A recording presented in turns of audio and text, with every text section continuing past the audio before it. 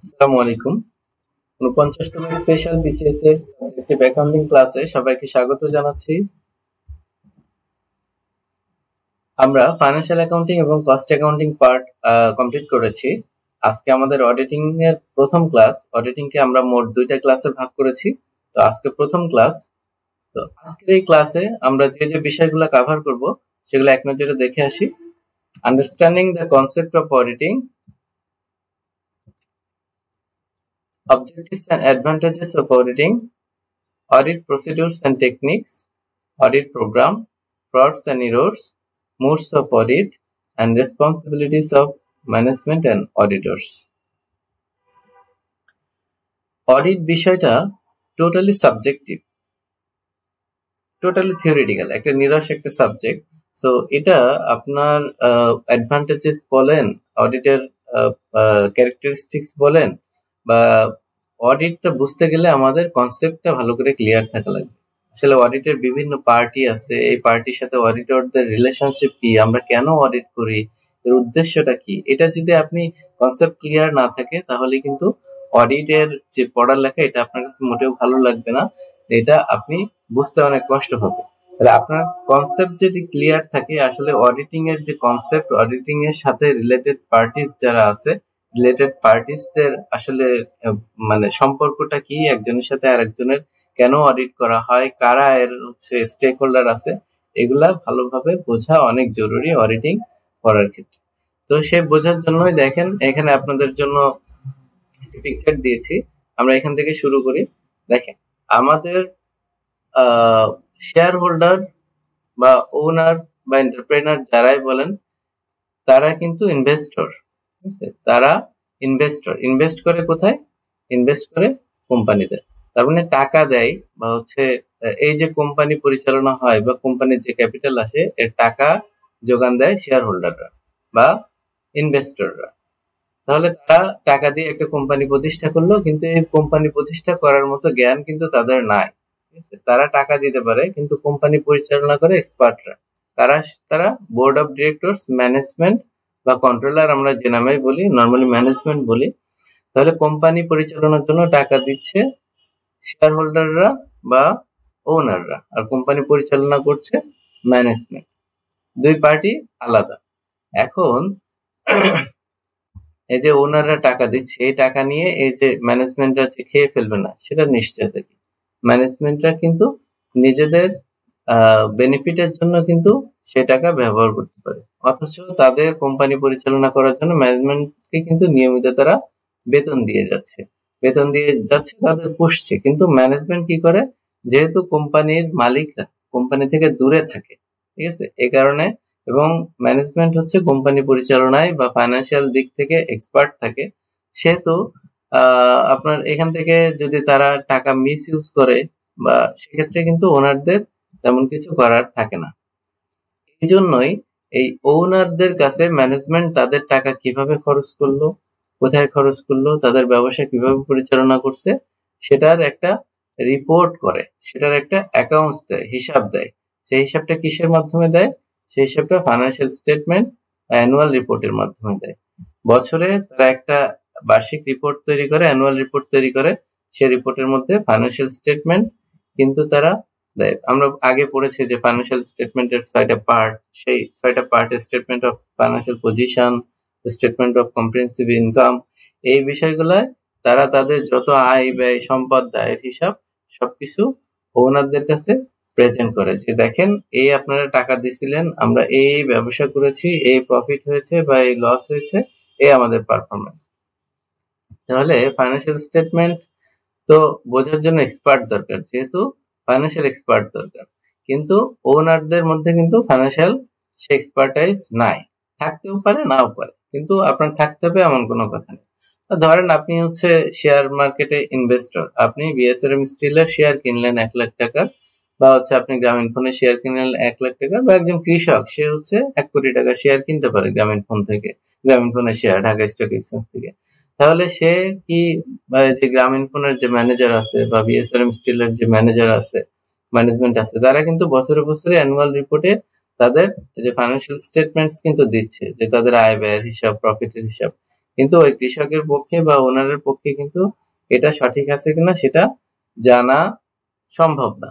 এই কারণে একজন এক্সপার্ট দরকার, যে ফাইন্যান্সিয়াল স্টেটমেন্ট আসলে যে ইনফরমেশন দিছে সেগুলা সঠিক কিনা, বা তারা যে সেলস বলেছে যে এত বিক্রয় করেছে, এত লাভ হয়েছে, এটা আসলে সঠিক কিনা সেটা আসলে এক নজরে দেখে বোঝা যায় না, এটা স্ক্রুটিনাইজ করতে হয়।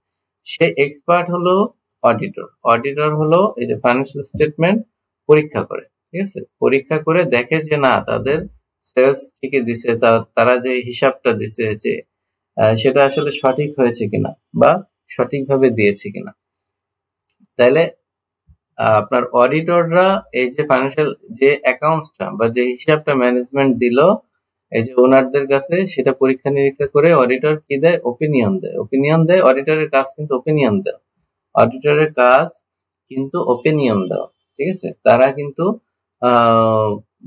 কাউকে যে কারা ফ্রড করলো বা হচ্ছে কারা দুর্নীতি করলো, কিভাবে দুর্নীতি হলো, এটা ইনভেস্টিগেট করা কিন্তু তাদের কাজ। তারা ওপিনিয়ন দেওয়া না, এই যে ফাইন্যান্সিয়াল স্টেটমেন্টে বা যে ফাইন্যান্সিয়াল ইনফরমেশন গুলো দেওয়া আছে এগুলো আসলে সত্য কিনা, এগুলো আসলে সঠিক কিনা, ট্রু অ্যান্ড ফেয়ার ভিউ আছে কিনা ফাইন্যান্সিয়াল স্টেটমেন্টে, সে ওপিনিয়ন দেওয়াটাই হচ্ছে অডিটরের দায়িত্ব। আর এই ওপিনিয়ন কাদের কাছে দেয়, দেয় হচ্ছে ওনারদের কাছে বা শেয়ার হোল্ডারদের কাছে। কারণ অডিটর নিয়োগ দেয় শেয়ার হোল্ডার, অডিটরদের নিয়োগ দেয় শেয়ার হোল্ডার বা ওনার।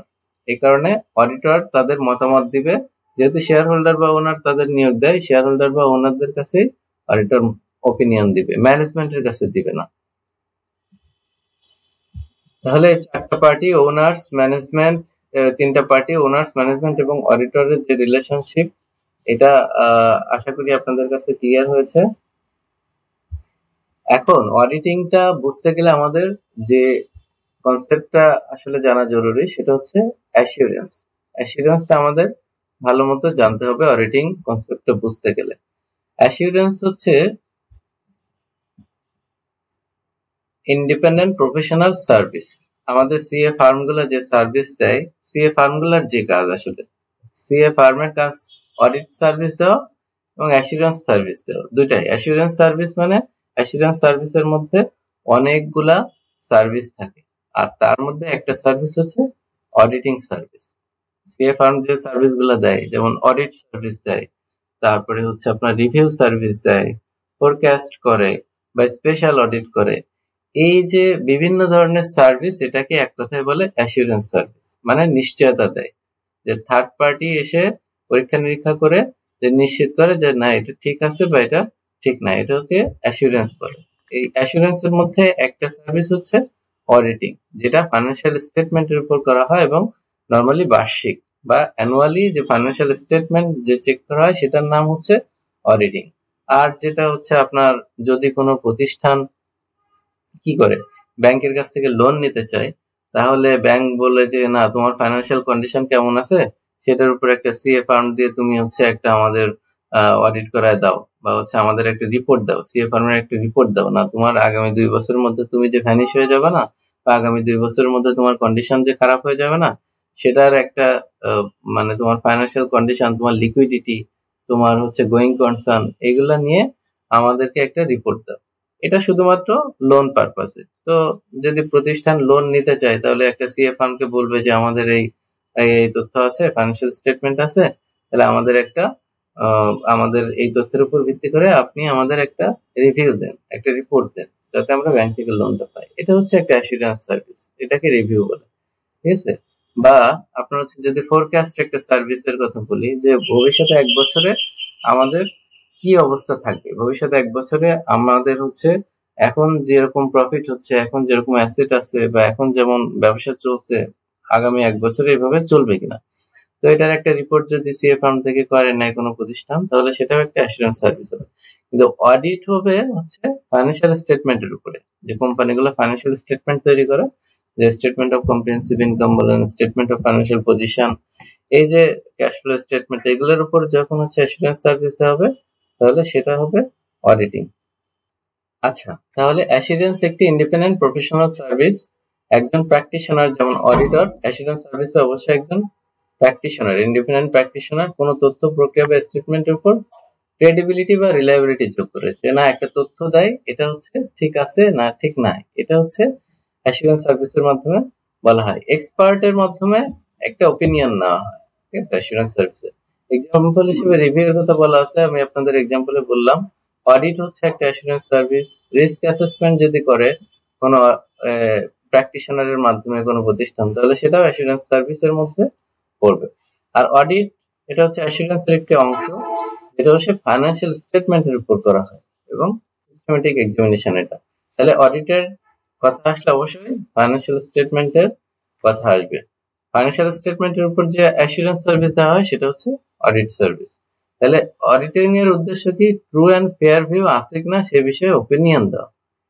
এটা আপনারা মাথায় রাখবেন যে অডিট ওপিনিয়ন দেয়, যে বলে, কাউকে ধরতে চায় না, তার বলে যে না এই বিষয়টা এরকম আছে, এই বিষয়টা ট্রু অ্যান্ড ফেয়ার ভিউ দিছে, না এই বিষয়টা ট্রু অ্যান্ড ফেয়ার ভিউ দেয়নি। তাহলে হচ্ছে অডিটিং এর উদ্দেশ্য true and fair view financial স্টেটমেন্টে আছে কিনা সে বিষয়ে ওপিনিয়ন দেওয়া। এবং অডিট হলো highest level of assurance service. Assurance সার্ভিসকে দুই ভাগে ভাগ করেছে, লেভেলকে। অ্যাসুরেন্স সার্ভিসের লেভেলকে দুই ভাগে ভাগ করা যায়, lowest level of assurance service আর হচ্ছে highest level of assurance service. এটাকে বলে রিজনেবল অ্যাসুরেন্স, ঠিক আছে, রিজনেবল অ্যাসুরেন্স। আর লোয়েস্ট লেভেল যেটা, সেটাকে বলে লিমিটেড অ্যাসুরেন্স। অডিটের ক্ষেত্রে লিমিটেড অ্যাসুরেন্স দেওয়ার কোনো সুযোগ নাই, অবশ্যই রিজনেবল অ্যাসুরেন্স দিতে হবে এবং হাইয়েস্ট লেভেল দিতে হবে। হাইয়েস্ট লেভেল আর লোয়েস্ট লেভেলের মধ্যে একটা পার্থক্য আমি আপনাদের বলি। লোয়েস্ট লেভেলে যেটা, সেটা বলে সেটা হচ্ছে এরিয়া কম কম চেক করে, বা হচ্ছে সবকিছু আসলে আপনার বোঝা সম্ভব না যে ট্রু অ্যান্ড ফেয়ার ভিউ আছে কিনা। এই কারণে ওপিনিয়নটা এইভাবেই দেয় যে আমাদের জানা মতে এটা আমাদের যে ট্রু অ্যান্ড ফেয়ার ভিউ দেয়নি এরকম কোনো তথ্য নাই। তার মানে ট্রু অ্যান্ড ফেয়ার ভিউ নাও দিতে পারে, এরকম একটা কথা আছে। কিন্তু অডিটিং এর ক্ষেত্রে অবশ্যই আপনাকে স্পেসিফিক বলতে হবে যে ট্রু অ্যান্ড ফেয়ার ভিউ আছে কি নাই। থাকলে বলতে হবে হ্যাঁ ট্রু অ্যান্ড ফেয়ার ভিউ আছে, আর না থাকলে বলতে হবে ট্রু অ্যান্ড ফেয়ার ভিউ নাই। দেখেন অডিটে যে ওপিনিয়ন দেয় এটা কিন্তু অ্যাবসলিউট ওপিনিয়ন কখনোই হয় না। অ্যাবসলিউট মানে কি? যে একজন মানুষ মারা গেলে ডাক্তার দেখে বলে না সে আর বেঁচে নেই, এটা হচ্ছে অ্যাবসলিউট ওপিনিয়ন, মানে এর এদিক ওদিক কোনো নড়ার ক্ষমতা নাই, ঠিক আছে। কিন্তু অডিটিং এর ক্ষেত্রে যেহেতু স্যাম্পল বেসিসে কাজ করা হয়, সেই কারণে এখানে আসলে অ্যাবসলিউট ওপিনিয়ন দেওয়ার কোনো সুযোগ নাই। এটা একেবারে এক্স্যাক্টলি ঠিক আছে, এখানে 1 টাকার ফ্রডও হয় নাই, এটা অডিটিং কখনো দেয় না বা অ্যাসুরেন্স কখনো দেয় না। আচ্ছা, তাহলে আমরা কি পেলাম? অ্যাসুরেন্স হচ্ছে একটি আমব্রেলা কনসেপ্ট। আমব্রেলার নিচে অনেকগুলো জিনিস থাকতে পারে, যেমন হচ্ছে অডিট, অ্যাসুরেন্সের মধ্যে রিভিউ, রিস্ক অ্যাসুরেন্স বা রিস্ক অ্যাসেসমেন্ট। অল অডিটস আর অ্যাসুরেন্স সার্ভিস, কিন্তু সব অ্যাসুরেন্স সার্ভিস অডিট না। তাহলে অডিট হলে অ্যাসুরেন্স সার্ভিস হবে, এবং অ্যাসুরেন্স সার্ভিস সবগুলো অডিট না। যেমন রিভিউ, সেটা কিন্তু অডিট না, ফাইন্যান্সিয়াল স্টেটমেন্টের উপর হয় না। রিস্ক অ্যাসুরেন্স বা রিস্ক অ্যাসেসমেন্ট, সেটা কিন্তু অডিট না। তাহলে অডিট হলো রিজনেবল অ্যাসুরেন্স এনগেজমেন্ট, ওই যেটা বললাম হাই লেভেল অফ অ্যাসুরেন্স দেয় বা রিজনেবল অ্যাসুরেন্স এনগেজমেন্ট দেয়। আর এই রিভিউ যেটা সেটা হচ্ছে লো লেভেল বা লিমিটেড অ্যাসুরেন্স এনগেজমেন্ট। আর কিছু assurance service limited assurance engagement, যেমন হচ্ছে রিভিউ বা রিস্ক অ্যাসেসমেন্ট। তাহলে আমাদের অডিটের কথা আসলে দুইটা জিনিস মাথায় রাখতে হবে, একটা হচ্ছে এটা হাই লেভেল অফ অ্যাসুরেন্স এবং এটা রিজনেবল অ্যাসুরেন্স সার্ভিস দেয়। অ্যাসুরেন্সের মূল লক্ষ্য হচ্ছে রিলায়েবিলিটি বৃদ্ধি করা, মানে আমার যে তথ্য আছে এটার গ্রহণযোগ্যতা বৃদ্ধি করা, যে এটা সঠিক আছে সেটা চেক করা, যে এর মধ্যে দেখেন ইন্ডিপেন্ডেন্ট যারা এক্সপার্ট, থার্ড পার্টি যারা এটা তৈরি করে নাই, তারা বলতেছে না এটা ঠিক আছে, তাহলে আপনি এটা কেন বিশ্বাস করবেন না? সে রিলায়েবিলিটি তৈরি করা অ্যাসুরেন্সের লক্ষ্য। আর হচ্ছে অডিট সেই লক্ষ্য পূরণের শক্তিশালী মাধ্যম। অডিটিং এর মাধ্যমে রিলায়েবিলিটি আরো বেশি পূরণ করা যায়। এখন আসি যে অডিট একটা এনগেজমেন্ট। অডিট এনগেজমেন্টের অনেকগুলো পার্টি থাকে, কোন জিনিস অডিট করব, কিভাবে অডিট করব। তো এর মধ্যে যে ক্রাইটেরিয়া গুলো আছে, যে ক্রাইটেরিয়া অডিট এনগেজমেন্টের যে ক্রাইটেরিয়া, সেগুলো আমরা দেখে আসি। প্রথমটা হচ্ছে 3 পার্টি ইনভলভমেন্ট, 3টা পার্টি অডিটের মধ্যে থাকবে অবশ্যই। 3টা পার্টি না হলে সেটা অডিট হবে না। কারা থাকবে? প্রথম হচ্ছে শেয়ার হোল্ডার বা ইউজার, যারা আমাদের এই যে অডিট রিপোর্টটা ব্যবহার করবে, তারা হচ্ছে শেয়ার হোল্ডার বলেন, ওনার বলেন, তারা হচ্ছে এই যে একটা পার্টি। 2 নম্বর পার্টি হচ্ছে রেসপন্সিবল পার্টি, ম্যানেজমেন্ট বা বোর্ড অফ ডিরেক্টর, মানে যারা আপনার হচ্ছে এই রিপোর্টটা তৈরি করেছে, আর এরা হচ্ছে শেয়ার হোল্ডাররা রিপোর্টটা ব্যবহারকারী। আর অডিট ফার্ম হচ্ছে এই দ্য প্র্যাকটিশনার, এরা হচ্ছে এক্সপার্ট যারা হচ্ছে অডিট করবে। তাহলে তিনটা পার্টি, শেয়ার হোল্ডার যারা হচ্ছে ইউজার, 2 নাম্বার হচ্ছে বোর্ড অফ দ্য ডিরেক্টরস বা ম্যানেজমেন্ট বা রেসপন্সিবল পার্টি যারা আসলে ফাইন্যান্সিয়াল স্টেটমেন্টটা তৈরি করেছে তারা, এবং অডিট ফার্ম যারা হচ্ছে অডিটটা করবে বা চেক করবে তা বা স্ক্রুটিনাইজ করবে, তারা হচ্ছে অডিট ফার্ম বা প্র্যাকটিশনার বলেন, চার্টার্ড অ্যাকাউন্টেন্ট যারা। 2 নাম্বার ক্রাইটেরিয়া হচ্ছে সাবজেক্ট ম্যাটার। সাবজেক্ট ম্যাটার বলতে কোন জিনিস আমি অডিট করব, ঠিক আছে। এটা তাহলে অডিটিং এর ক্ষেত্রে আমি বলেছি ফাইন্যান্সিয়াল স্টেটমেন্ট থাকতে হবে। যদি রিভিউ হতো বা অন্য কিছু হতো তাহলে, বা লোন হতো তাহলে হয়তো লিকুইডিটি রিলেটেড তথ্য, কিন্তু যেহেতু অডিট সেহেতু সাবজেক্ট ম্যাটার মানে কোন জিনিসের উপরে অডিটটা করা হবে, ওপিনিয়নটা দেওয়া হবে, সেটা হচ্ছে অডিটের ক্ষেত্রে ফাইন্যান্সিয়াল স্টেটমেন্ট। রিলেভেন্ট ক্রাইটেরিয়া মানে কোন জিনিসের উপর বেস করে আমার এই সাবজেক্ট ম্যাটারটা তৈরি করা হয়েছে, মানে আপনার কোন জিনিসের উপর বেস করে সাবজেক্ট ম্যাটারটা তৈরি করা হয়েছে এবং কোন জিনিস অনুযায়ী আমি অডিট করছি। যেমন লটা যেমন আইএফআরএস, আইএস, এটা অনুযায়ী ফাইন্যান্সিয়াল স্টেটমেন্ট তৈরি করা হয়।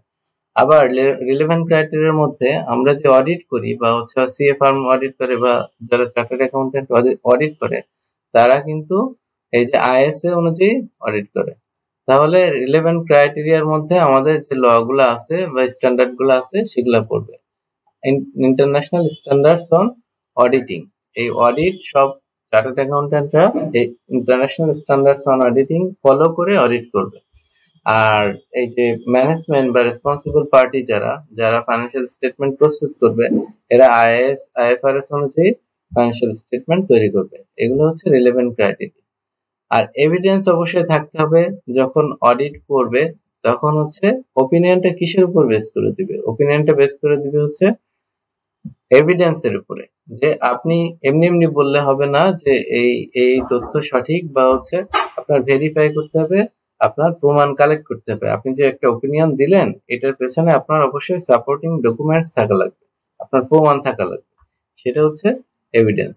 তারপর এই ওপিনিয়নটা একটা রিটেন রিপোর্ট, সুইটেবল ফর্ম আছে আইএসএ অনুযায়ী, ইন্টারন্যাশনাল স্ট্যান্ডার্ডস অডিটিং এর 700, এটাকে আইএসএ এর অনেকগুলা নাম্বারিং আছে, যেমন আইএসএ 500, আইএসএ 700, আইএসএ 300।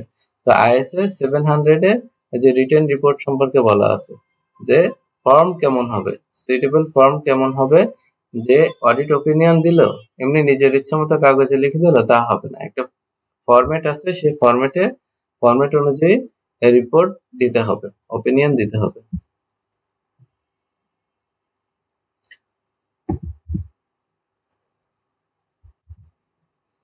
এখন আসি যে অডিটিং এর ক্ষেত্রে লিগ্যাল এবং প্রফেশনাল রিকোয়ারমেন্টসটা কেমন বাংলাদেশের ক্ষেত্রে। অডিট বাধ্যতামূলক, অডিট বাংলাদেশে বাধ্যতামূলক, অর্থাৎ ফাইন্যান্সিয়াল স্টেটমেন্ট অডিটরদের দ্বারা, চার্টার্ড অ্যাকাউন্টেন্ট দ্বারা আপনার হচ্ছে অডিট করা বাধ্যতামূলক। এবং কাদের দ্বারা করতে হবে, সিএ দ্বারা করতে হবে, চার্টার্ড অ্যাকাউন্টেন্ট দ্বারা করতে হবে। কোম্পানি আইন অনুযায়ী 1994 সালে যে কোম্পানি আইন অনুযায়ী যে প্রতিষ্ঠানগুলো গঠিত, 1991 সালে ব্যাংকিং অ্যাক্ট অনুযায়ী যে প্রতিষ্ঠানগুলো গঠিত, ইন্স্যুরেন্স অ্যাক্ট অনুযায়ী ট্যাক্স যে প্রতিষ্ঠানগুলো গঠিত, এই অ্যাক্ট অনুযায়ী আপনার হচ্ছে এই ফাইন্যান্সিয়াল স্টেটমেন্টের অডিট বাধ্যতামূলক চার্টার্ড অ্যাকাউন্টেন্ট দ্বারা করতে হবে। এবং ট্যাক্স ল, আমরা যখন ট্যাক্স করবো তখন দেখবো বাংলাদেশের ট্যাক্সেশন ল, ইনকাম ট্যাক্স আইন 2023-এ যেটা বলা আছে যে অবশ্যই আপনার হচ্ছে যে রিটার্ন সাবমিট করতে হয়, কোম্পানির যে রিটার্ন সাবমিট করতে হয় ট্যাক্স অফিসে, ওটার সাথে একটা অডিটেড ফাইন্যান্সিয়াল স্টেটমেন্ট অবশ্যই জমা দিতে হয়। তাহলে ট্যাক্স ল অনুযায়ীও কিন্তু আইএস আইএফআরএস অনুযায়ী ফাইন্যান্সিয়াল স্টেটমেন্ট তৈরি করতে হবে এবং সিএ দ্বারা অডিট করে তারপর সেটা আপনার রিটার্ন সাবমিট করতে হবে। প্রফেশনাল রিকোয়ারমেন্ট কি, অডিট করতে গেলে আমাদের যে পেশাগত যে রিকোয়ারমেন্ট সেটা হচ্ছে সবাই কিন্তু অডিট করতে পারবে না। যারা আইসিএবি এর মেম্বারশিপ আছে যাদের, তারা অডিট করতে পারে। কাদের মেম্বারশিপ আছে, যারা কোয়ালিফাইড চার্টার্ড অ্যাকাউন্টেন্ট তারা হচ্ছে করতে পারবে। এবং আইএসএ মেনে অডিট করতে হবে, ইন্টারন্যাশনাল স্ট্যান্ডার্ডস অন অডিটিং, এটা মেনে আইএসএ যে কোন জিনিস কিভাবে অডিট করতে হবে সেটা আইএসএ তে বলা আছে। ওপিনিয়ন ফরম্যাটটা কেমন হবে সেটা আইএসএ তে বলা আছে। কনসার্নের ক্ষেত্রে কিভাবে অডিট করতে হবে, আপনি কিভাবে এভিডেন্স কালেক্ট করবেন, অডিট প্রোগ্রামটা সেট করবেন, সেগুলো সব গাইডলাইন আইএসএ তে দেওয়া আছে। এই আইএসএ অনুযায়ী কিন্তু আপনার অডিট করতে হবে, আপনার মনের মতো করলে হবে না। Code of ethics and professional conduct, এই যে এথিক্যাল এবং প্রফেশনাল একটা কোড আছে, নিয়ম আছে, সেটা ফলো করতে হবে, অবশ্যই সেটা ফলো করতে হবে। এখন অডিটিং এর কনসেপ্টটা আরো ভালোভাবে বোঝার জন্য অডিটের সাথে বাংলাদেশের যে অর্গানাইজেশন গুলা কাজ করে বা রিলেটেড, যে অডিট রিলেটেড যে প্রতিষ্ঠানগুলা, এগুলো সম্পর্কে জানা থাকলে আমাদের অডিটের প্রসেসটা, অডিটের উদ্দেশ্য এবং অডিটের কনসেপ্ট আরো ক্লিয়ার হবে। সেটা আমরা দেখে আসি যে ICAB, institute of chartered accountants of Bangladesh, যেটা কারণ বাজারে হচ্ছে, আপনারা জানেন, অনেকেই চিনেন, সবাই অ্যাকাউন্টিং এর স্টুডেন্ট।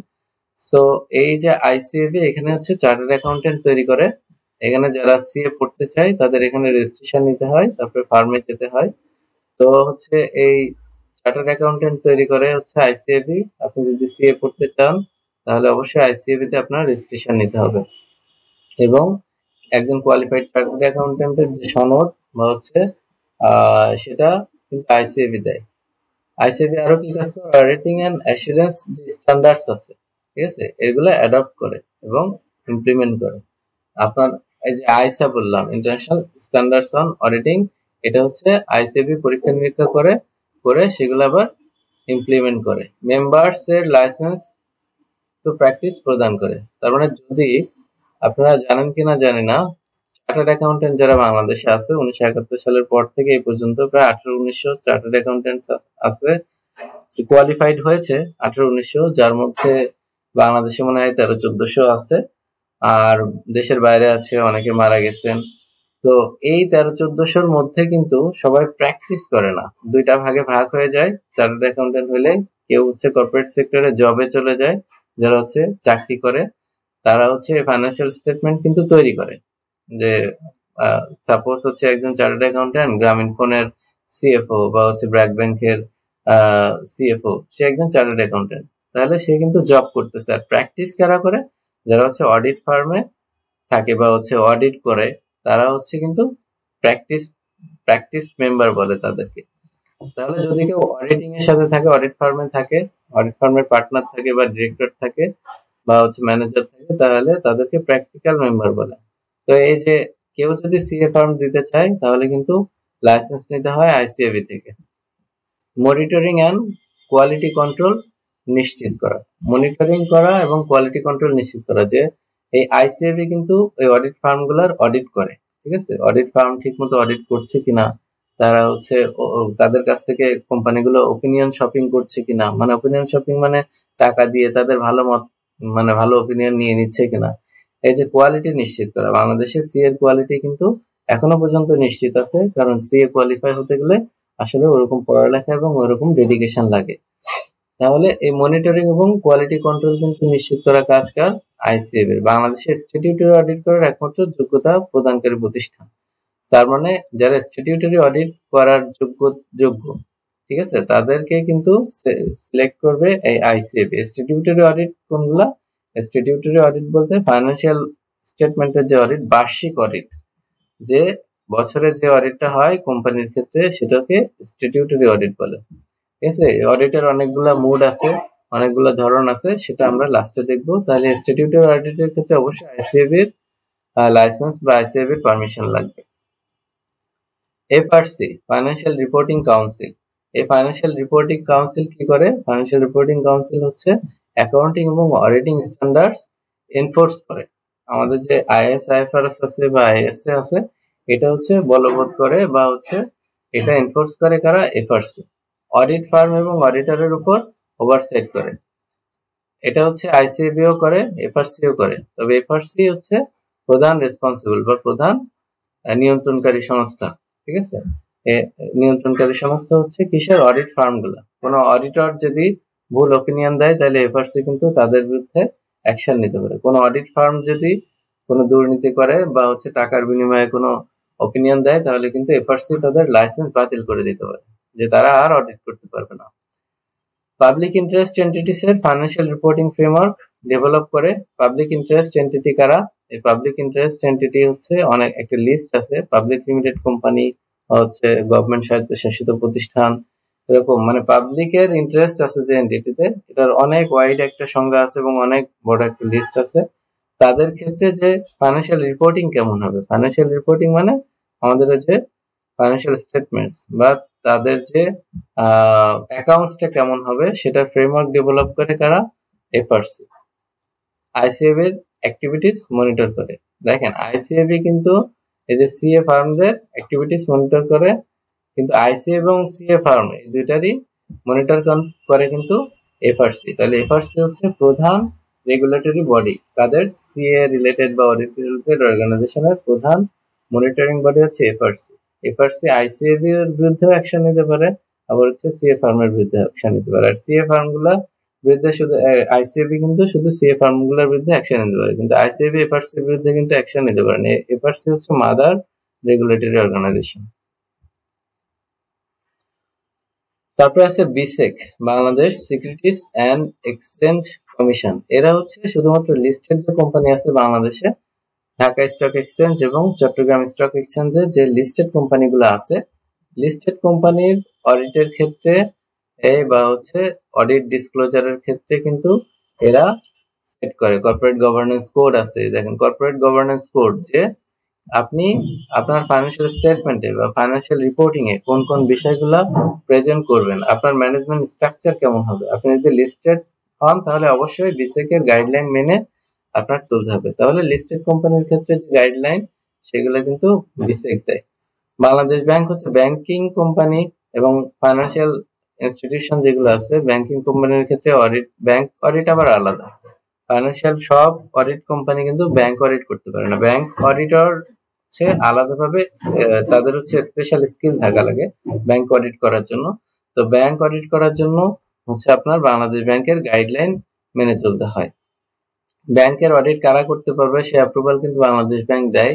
এবং কোনো ব্যাংকের স্পেশাল অডিট, এই যে আমাদের পদ্মা ব্যাংক বলেন বা হচ্ছে বেসিক ব্যাংক বলেন, বেসিক ব্যাংক যাদের এখানে প্রবলেম হচ্ছে তাদের কিন্তু স্পেশাল অডিটের নির্দেশ দিতে পারে। এটার কোনো ফিক্সড ডেট নাই। আমাদের যেমন ইয়ারলি একটা অডিট হয় স্ট্যাটিউটরি অডিট বা ফাইন্যান্সিয়াল স্টেটমেন্টের যে অডিট হয়, স্পেশাল অডিট যে কোনো সময় যে কোনো প্রেক্ষিতে দিতে পারে। এটা হচ্ছে ঊর্ধ্বতন কর্তৃপক্ষ বা রেগুলেটরি বডি তারা নির্দেশ দিতে পারে যে এই এখন বেসিক ব্যাংকের একটা স্পেশাল অডিট করতে হবে, যে কোনো একটা সিএ ফার্মকে কিন্তু তারা নির্দেশ দিতে পারে আপনারা এই স্পেশাল অডিটটা করে দেন।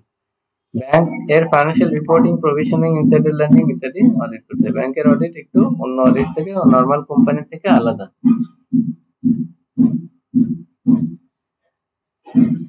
আচ্ছা, আর আছে ইডরা। ইডরা হচ্ছে ইন্স্যুরেন্স ডেভেলপমেন্ট এবং রেগুলেটরি অথরিটি। বাংলাদেশের ইন্স্যুরেন্স কোম্পানিগুলোর যে অডিট সেগুলো নিয়ন্ত্রণ করে হচ্ছে ইডরা। সিএজি গভর্নমেন্ট অডিটের ক্ষেত্রে controller and auditor general of Bangladesh.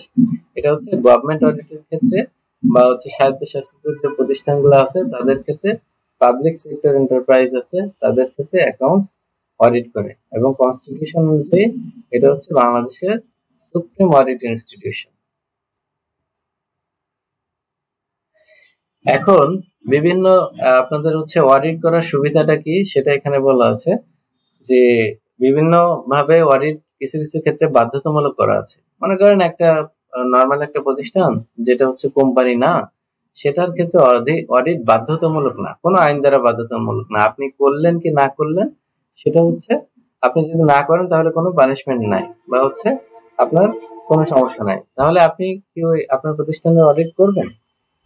এই যে কিছু বেনিফিট আছে সে কারণে অডিট করে। বেনিফিটের মধ্যে কি আছে, যে আপনি বাধ্যতামূলক না হইলেও আপনি কেন অডিট করবেন, এটা হচ্ছে ব্যাংকস এবং আদার প্রোভাইডার্স অফ ফাইন্যান্স এর ক্ষেত্রে।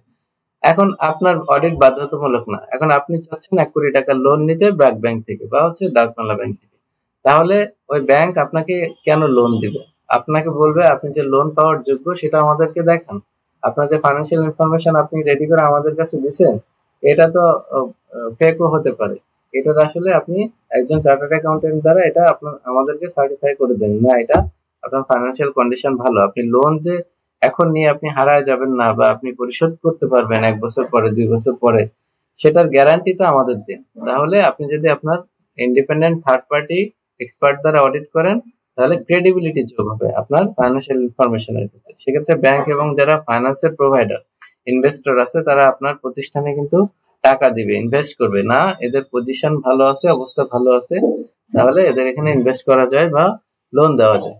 মাইনরিটি শেয়ার হোল্ডার যারা আছে, তারা কিন্তু, মাইনরিটি শেয়ার হোল্ডার বলতে যারা হচ্ছে অল্প টাকার শেয়ার যাদের রয়েছে, অল্প পার্সেন্টেজ রয়েছে, তাদের ক্ষেত্রে কিন্তু, যেমন আপনি যদি এখন শেয়ার মার্কেট থেকে বিএসআরএম স্টিলের 1 লাখ টাকা শেয়ার কিনেন, তাহলে আপনি কিন্তু মাইনরিটি শেয়ার হোল্ডার। কারণ আপনি হচ্ছে জানেন না যে কারা কিভাবে এটা পরিচালনা করছে, কি করছে। আমি এখানে ইনভেস্ট করেছি যে এদের প্রফিট ভালো, তাই। তাহলে এরা যদি আপনাদেরকে মানে নিশ্চয়তা দেয় যে অডিটরদের মাধ্যমে, না আমাদের অবস্থা ভালো, অডিটরটা সার্টিফাই করে যে এদের অবস্থা ভালো, তাহলে কিন্তু আপনি ওইখানে একটা ক্রেডিবিলিটি পাবেন।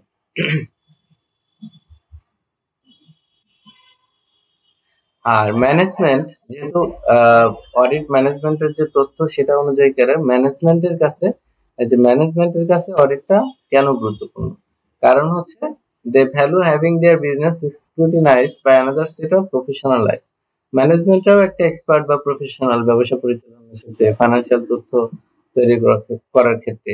তো ম্যানেজমেন্ট এটা হচ্ছে দেখতে পায় আর একজন। আমরা যেমন হচ্ছে কোনো যখন শোরুমে যাই বা হচ্ছে আমরা যখন আমাদের একটা শার্ট কিনতে গেলাম আমাদের ফ্রেন্ডের সাথে, মনে করেন আপনি আপনার ফ্রেন্ডের সাথে একটা শার্ট কিনতে গেলেন, তারপরে যখন ট্রায়াল দেন তখন আপনি কিন্তু আয়নায় দেখেন আপনাকে কেমন লাগছে, তারপরে বাইরে এসে বন্ধুকে বলেন দেখতো আমাকে কেমন লাগছে, ভালো লাগছে না খারাপ লাগছে।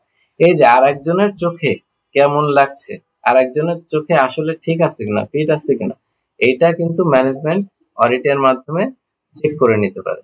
ঠিক আছে, কারণ নিজের কিন্তু জিনিস আসলে নিজে আপনি ভালো বা খারাপ বললে সেটার মানে রিলায়েন্সটা কম পাওয়া যায়। আরেকজন যখন বলে যে এটা ভালো, তখন কিন্তু ওইটা আসলে ভালো মনে হয়। It provides additional assurance to third parties such as taxation authorities concerning the relevant of function.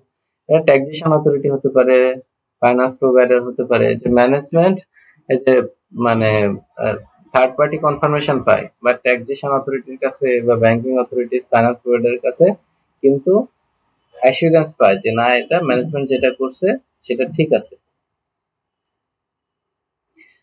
আচ্ছা, তাহলে এতক্ষণ যতটুকু পড়লাম অডিটিং, আমরা কি বুঝলাম? অডিটিংটা হচ্ছে বুকস, অ্যাকাউন্টস বা রেকর্ডস এর একটা সিস্টেমেটিক এক্সামিনেশন। শুধু এক্সামিনেশন করলে হবে না, সিস্টেমেটিক এক্সামিনেশন। সিস্টেমেটিক কেন?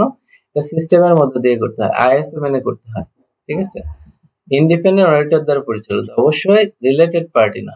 যারা হচ্ছে ইন্ডিপেন্ডেন্ট না তারা অডিট করতে পারবে না। ইন্ডিপেন্ডেন্সে চেক করতে হবে যে যারা ইন্ডিপেন্ডেন্ট মানে কি, যারা আসলে এই যে ফাইন্যান্সিয়াল স্টেটমেন্ট তৈরি করছে, ঠিক আছে, তাদের কেউ এটা যারা অডিট করবে তারা এখান থেকে আলাদা হবে। অডিটর ফাইন্যান্সিয়াল স্টেটমেন্ট যারা তৈরি করছে তাদের থেকে অবশ্যই দূরের হবে, মানে এদের রিলেটেড কেউ হবে না। যে ফাইন্যান্সিয়াল স্টেটমেন্ট তৈরি করবে সে আবার অডিট করতে পারবে না। ঠিক আছে, আর ফাইন্যান্সিয়াল স্টেটমেন্টসে ট্রু অ্যান্ড ফেয়ার ভিউ নিশ্চিত করাই হচ্ছে অডিটিং এর উদ্দেশ্য। তাহলে অডিট কথা আসলে অবশ্যই ফাইন্যান্সিয়াল স্টেটমেন্ট আসবে, এবং এটা হাই লেভেল অফ অ্যাসুরেন্স, যেখানে হচ্ছে ট্রু অ্যান্ড ফেয়ার ভিউ নিশ্চিত করার কথা বলা আছে, অথবা অনেক নাই অথবা আছে, এটা নিশ্চয়তা প্রদান করবে কিসের মাধ্যমে? ওপিনিয়নের মাধ্যমে।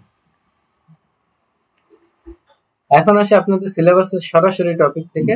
এতক্ষণ আমরা অডিটিং এর যে কনসেপ্ট এটা ক্লিয়ার হলাম, যে অডিটিং এর সাথে বিভিন্ন রিলেটেড পার্টি আছে, অডিটিং আসলে উদ্দেশ্যটা কি, কিভাবে করা হয়, কোন কোন অর্গানাইজেশন বাংলাদেশে অডিটিং এর সাথে রিলেটেড, কোন কোন হচ্ছে আমাদের রিলেভেন্ট আছে, ক্রাইটেরিয়া আছে, লস আছে, রেগুলেশনস আছে, এগুলো আমরা জানলাম। এখন অডিটিং তার মানে ফাইন্যান্সিয়াল স্টেটমেন্টস এর যে সিস্টেমেটিক এক্সামিনেশন ইন্ডিপেন্ডেন্ট অডিটর বা থার্ড পার্টি দ্বারা করে অপিনিয়ন নেওয়া হয় যে financial statement true and fair view আছে কিনা, সেটা আসলে কেন করা হয়, এর অবজেক্টিভটা কি, এটা করে আমরা কি পাই। দেখেন, এটা হচ্ছে আমাদের অ্যাকাউন্টস যেটা বা ফাইন্যান্সিয়াল স্টেটমেন্ট যেটা, সেটা অ্যাকুরেসি যাচাই করা হয়েছে, এটা আসলে সঠিক আছে কিনা, কোনো ভুল আছে কিনা, ঠিক আছে, সঠিকভাবে প্রস্তুত করা হয়েছে কিনা আইএস আইএফআরএস অনুযায়ী। Financial statements true and fair view আছে কিনা সেটা দেখা। ট্রু মানে হচ্ছে ফলস না, মানে সত্য তথ্য, অবাস্তব তথ্য না, এবং ফেয়ার হচ্ছে আনবায়াসড, যে ফাইন্যান্সিয়াল স্টেটমেন্ট যেটা করা হয়েছে সেটা বায়াসড না বা পক্ষপাতিত্ব না এর মধ্যে কোনো এরর আছে কিনা, ভুল আছে কিনা, এবং ফ্রডস আছে কিনা। এরর এবং ফ্রড সম্পর্কে আমরা নেক্সটে অনেক পড়বো, তো এখানে আমি বিস্তারিত যাচ্ছি না। পরবর্তীতে আমাদের এরর এবং ফ্রড সম্পর্কে বিস্তারিত আছে। ফাইন্যান্সিয়াল ইনফরমেশনে ক্রেডিবিলিটি যোগ করাও এর হচ্ছে উদ্দেশ্য। লস এবং রেগুলেশনস অনুযায়ী কাজ হচ্ছে কিনা সেটা নিশ্চিত করা, ম্যানেজমেন্টকে ডিসিশন মেকিং এ সহায়তা করা। যে আমাদের অডিটিং কিন্তু শুধুমাত্র ওনার ব্যবহার করে সেটা না, অডিট ওপিনিয়নের উপর বেস করে কিন্তু, বা অডিটিং কিন্তু ম্যানেজমেন্টকেও তথ্য প্রদান করে যে তোমার এখানে এখানে ল্যাকিংস আছে, তোমার যে ইন্টারনাল কন্ট্রোল সিস্টেম এটাকে আরো আপগ্রেড করতে হবে, এটার মধ্যে দিয়ে তোমার ফ্রড হওয়ার সম্ভাবনা আছে। তাহলে ম্যানেজমেন্ট ডিসিশন মেকিং করার সহায়তা করা হচ্ছে অডিটিং। ইন্টারনাল কন্ট্রোল শক্তিশালী করা, ইন্টারনাল কন্ট্রোল সম্পর্কে বিস্তারিত আছে নেক্সট ক্লাসে, তো এখানে আমি ডিটেইলস বলতেছি না। ইন্টারনাল কন্ট্রোল এক কথায় বলে যায় সেটা হচ্ছে একটা প্রতিষ্ঠান সঠিকভাবে যেন চলতে পারে, কেউ যেন ফ্রড এরর না করতে পারে, সেই সিস্টেমটা ডেভেলপ করা হচ্ছে internal control system. Tax matter সমাধানে সহায়ক হয় অডিটিং, যেহেতু আমরা জানি ট্যাক্স ল অনুযায়ী আমাদের অডিটেড সার্টিফাইড যে ওপিনিয়ন বা রিপোর্ট, অডিট রিপোর্ট দিতে হয়, তাহলে ট্যাক্স ম্যাটারের ক্ষেত্রে সহায়ক হয়। ইনভেস্টরস, ক্রেডিটরস, স্টেক হোল্ডার্স এর কনফিডেন্স বৃদ্ধি করে, যে যখন থার্ড পার্টি বলে যে না এটা ঠিক আছে, যে অন্যজনের চোখে অন্যজন কনফার্ম করে যারা তৈরি করছে তাদের থেকে আলাদা, সেক্ষেত্রে ইনভেস্টর যারা তারা রিলায়েবিলিটি পায়, কনফিডেন্স পায় যে না ঠিক আছে এখানে আমার ইনভেস্টমেন্ট বা এখানে লোন দেওয়া আমার ঠিক আছে। ক্রেডিটরসরা সেই কনফিডেন্সটা কিন্তু পায়। অ্যাকাউন্টেবিলিটি এবং ট্রান্সপারেন্সি নিশ্চিত করা যায়। আপনি যদি অডিট না করাতেন তাহলে কি আপনার যে আসলে সঠিক নেট প্রফিট হয়েছে কিনা, আমার টাকাগুলো সব হচ্ছে চুরি করে নিচ্ছে কিনা ম্যানেজমেন্ট বা ম্যানেজারের, দেখা যাবে যে আমার সিইও তার হচ্ছে শালা আছে, সে শালার প্রতিষ্ঠান থেকে বেশি দামে র ম্যাটেরিয়ালস কিনছে কিনা, বা হচ্ছে সাপ্লাই কম দামে তার কোনো আত্মীয়কে দিচ্ছে কিনা, এগুলো আসলে নিশ্চিত হওয়া যায় অ্যাকাউন্টেবিলিটি বা ট্রান্সপারেন্সি অডিটের মাধ্যমে নিশ্চিত হওয়া যায়। তাহলে অবজেক্টিভস এর মধ্যে অনেক অ্যাডভান্টেজ চলে এসেছে। আমরা এতক্ষণ আমরা যে পড়লাম এর মধ্যে আসলে আমরা বুঝতে পেরেছি যে অডিটিং এর অ্যাডভান্টেজ কি। তারপরে একবার দেখি যে ফাইন্যান্সিয়াল স্টেটমেন্টস এর রিলায়েবিলিটি তৈরি করে, এটা অবজেক্টিভের মধ্যে ছিল। ওনার্স, ক্রেডিটরস, ইনভেস্টরদের স্বার্থ রক্ষা করে, ফ্রড এরর প্রতিরোধে ডিটারেন্ট হিসেবে কাজ করে। এগুলো আপনারা পড়ে নেবেন, একবার পড়লে আপনারা বুঝতে পারবেন। যেহেতু অডিটিং এর কনসেপ্টটা আপনাদের কাছে ক্লিয়ার হয়ে গেছে, অবজেক্টিভস ক্লিয়ার, সো এর যে বেনিফিট এটা আপনারা পড়লেই বুঝতে পারবেন, এখানে ডিফিকাল্ট কিছু নাই। আমরা নেক্সট স্লাইডে চলে যাই। এখন অডিট করার যে স্ট্রেস আছে, যে আপনি ইচ্ছা মতো অডিট শুরু করতে পারবেন না, এর একটা আইএসএ অনুযায়ী, ইন্টারন্যাশনাল স্ট্যান্ডার্ডস অন অডিটিং অনুযায়ী আপনার কিছু রুলস রেগুলেশন মেনে আপনার অডিট করতে হবে। এর জন্য আপনার কিছু প্রসিডিউর বা কিছু হচ্ছে স্টেজ ফলো করতে হবে, যে আপনি কোথা থেকে শুরু করবেন এবং কোথায় যে শেষ করবেন। তাহলে শুরু করবেন হচ্ছে obtaining the audit engagement. Engagement মানে আপনাকে নিয়োগ দিবে, আপনি একটা জায়গায় অডিটের কাজ পেয়েছেন, সেটা হচ্ছে আপনি সেই কাজটা পাবেন, সেটাকে অবটেইনিং দ্য এনগেজমেন্ট বলে মনে করেন।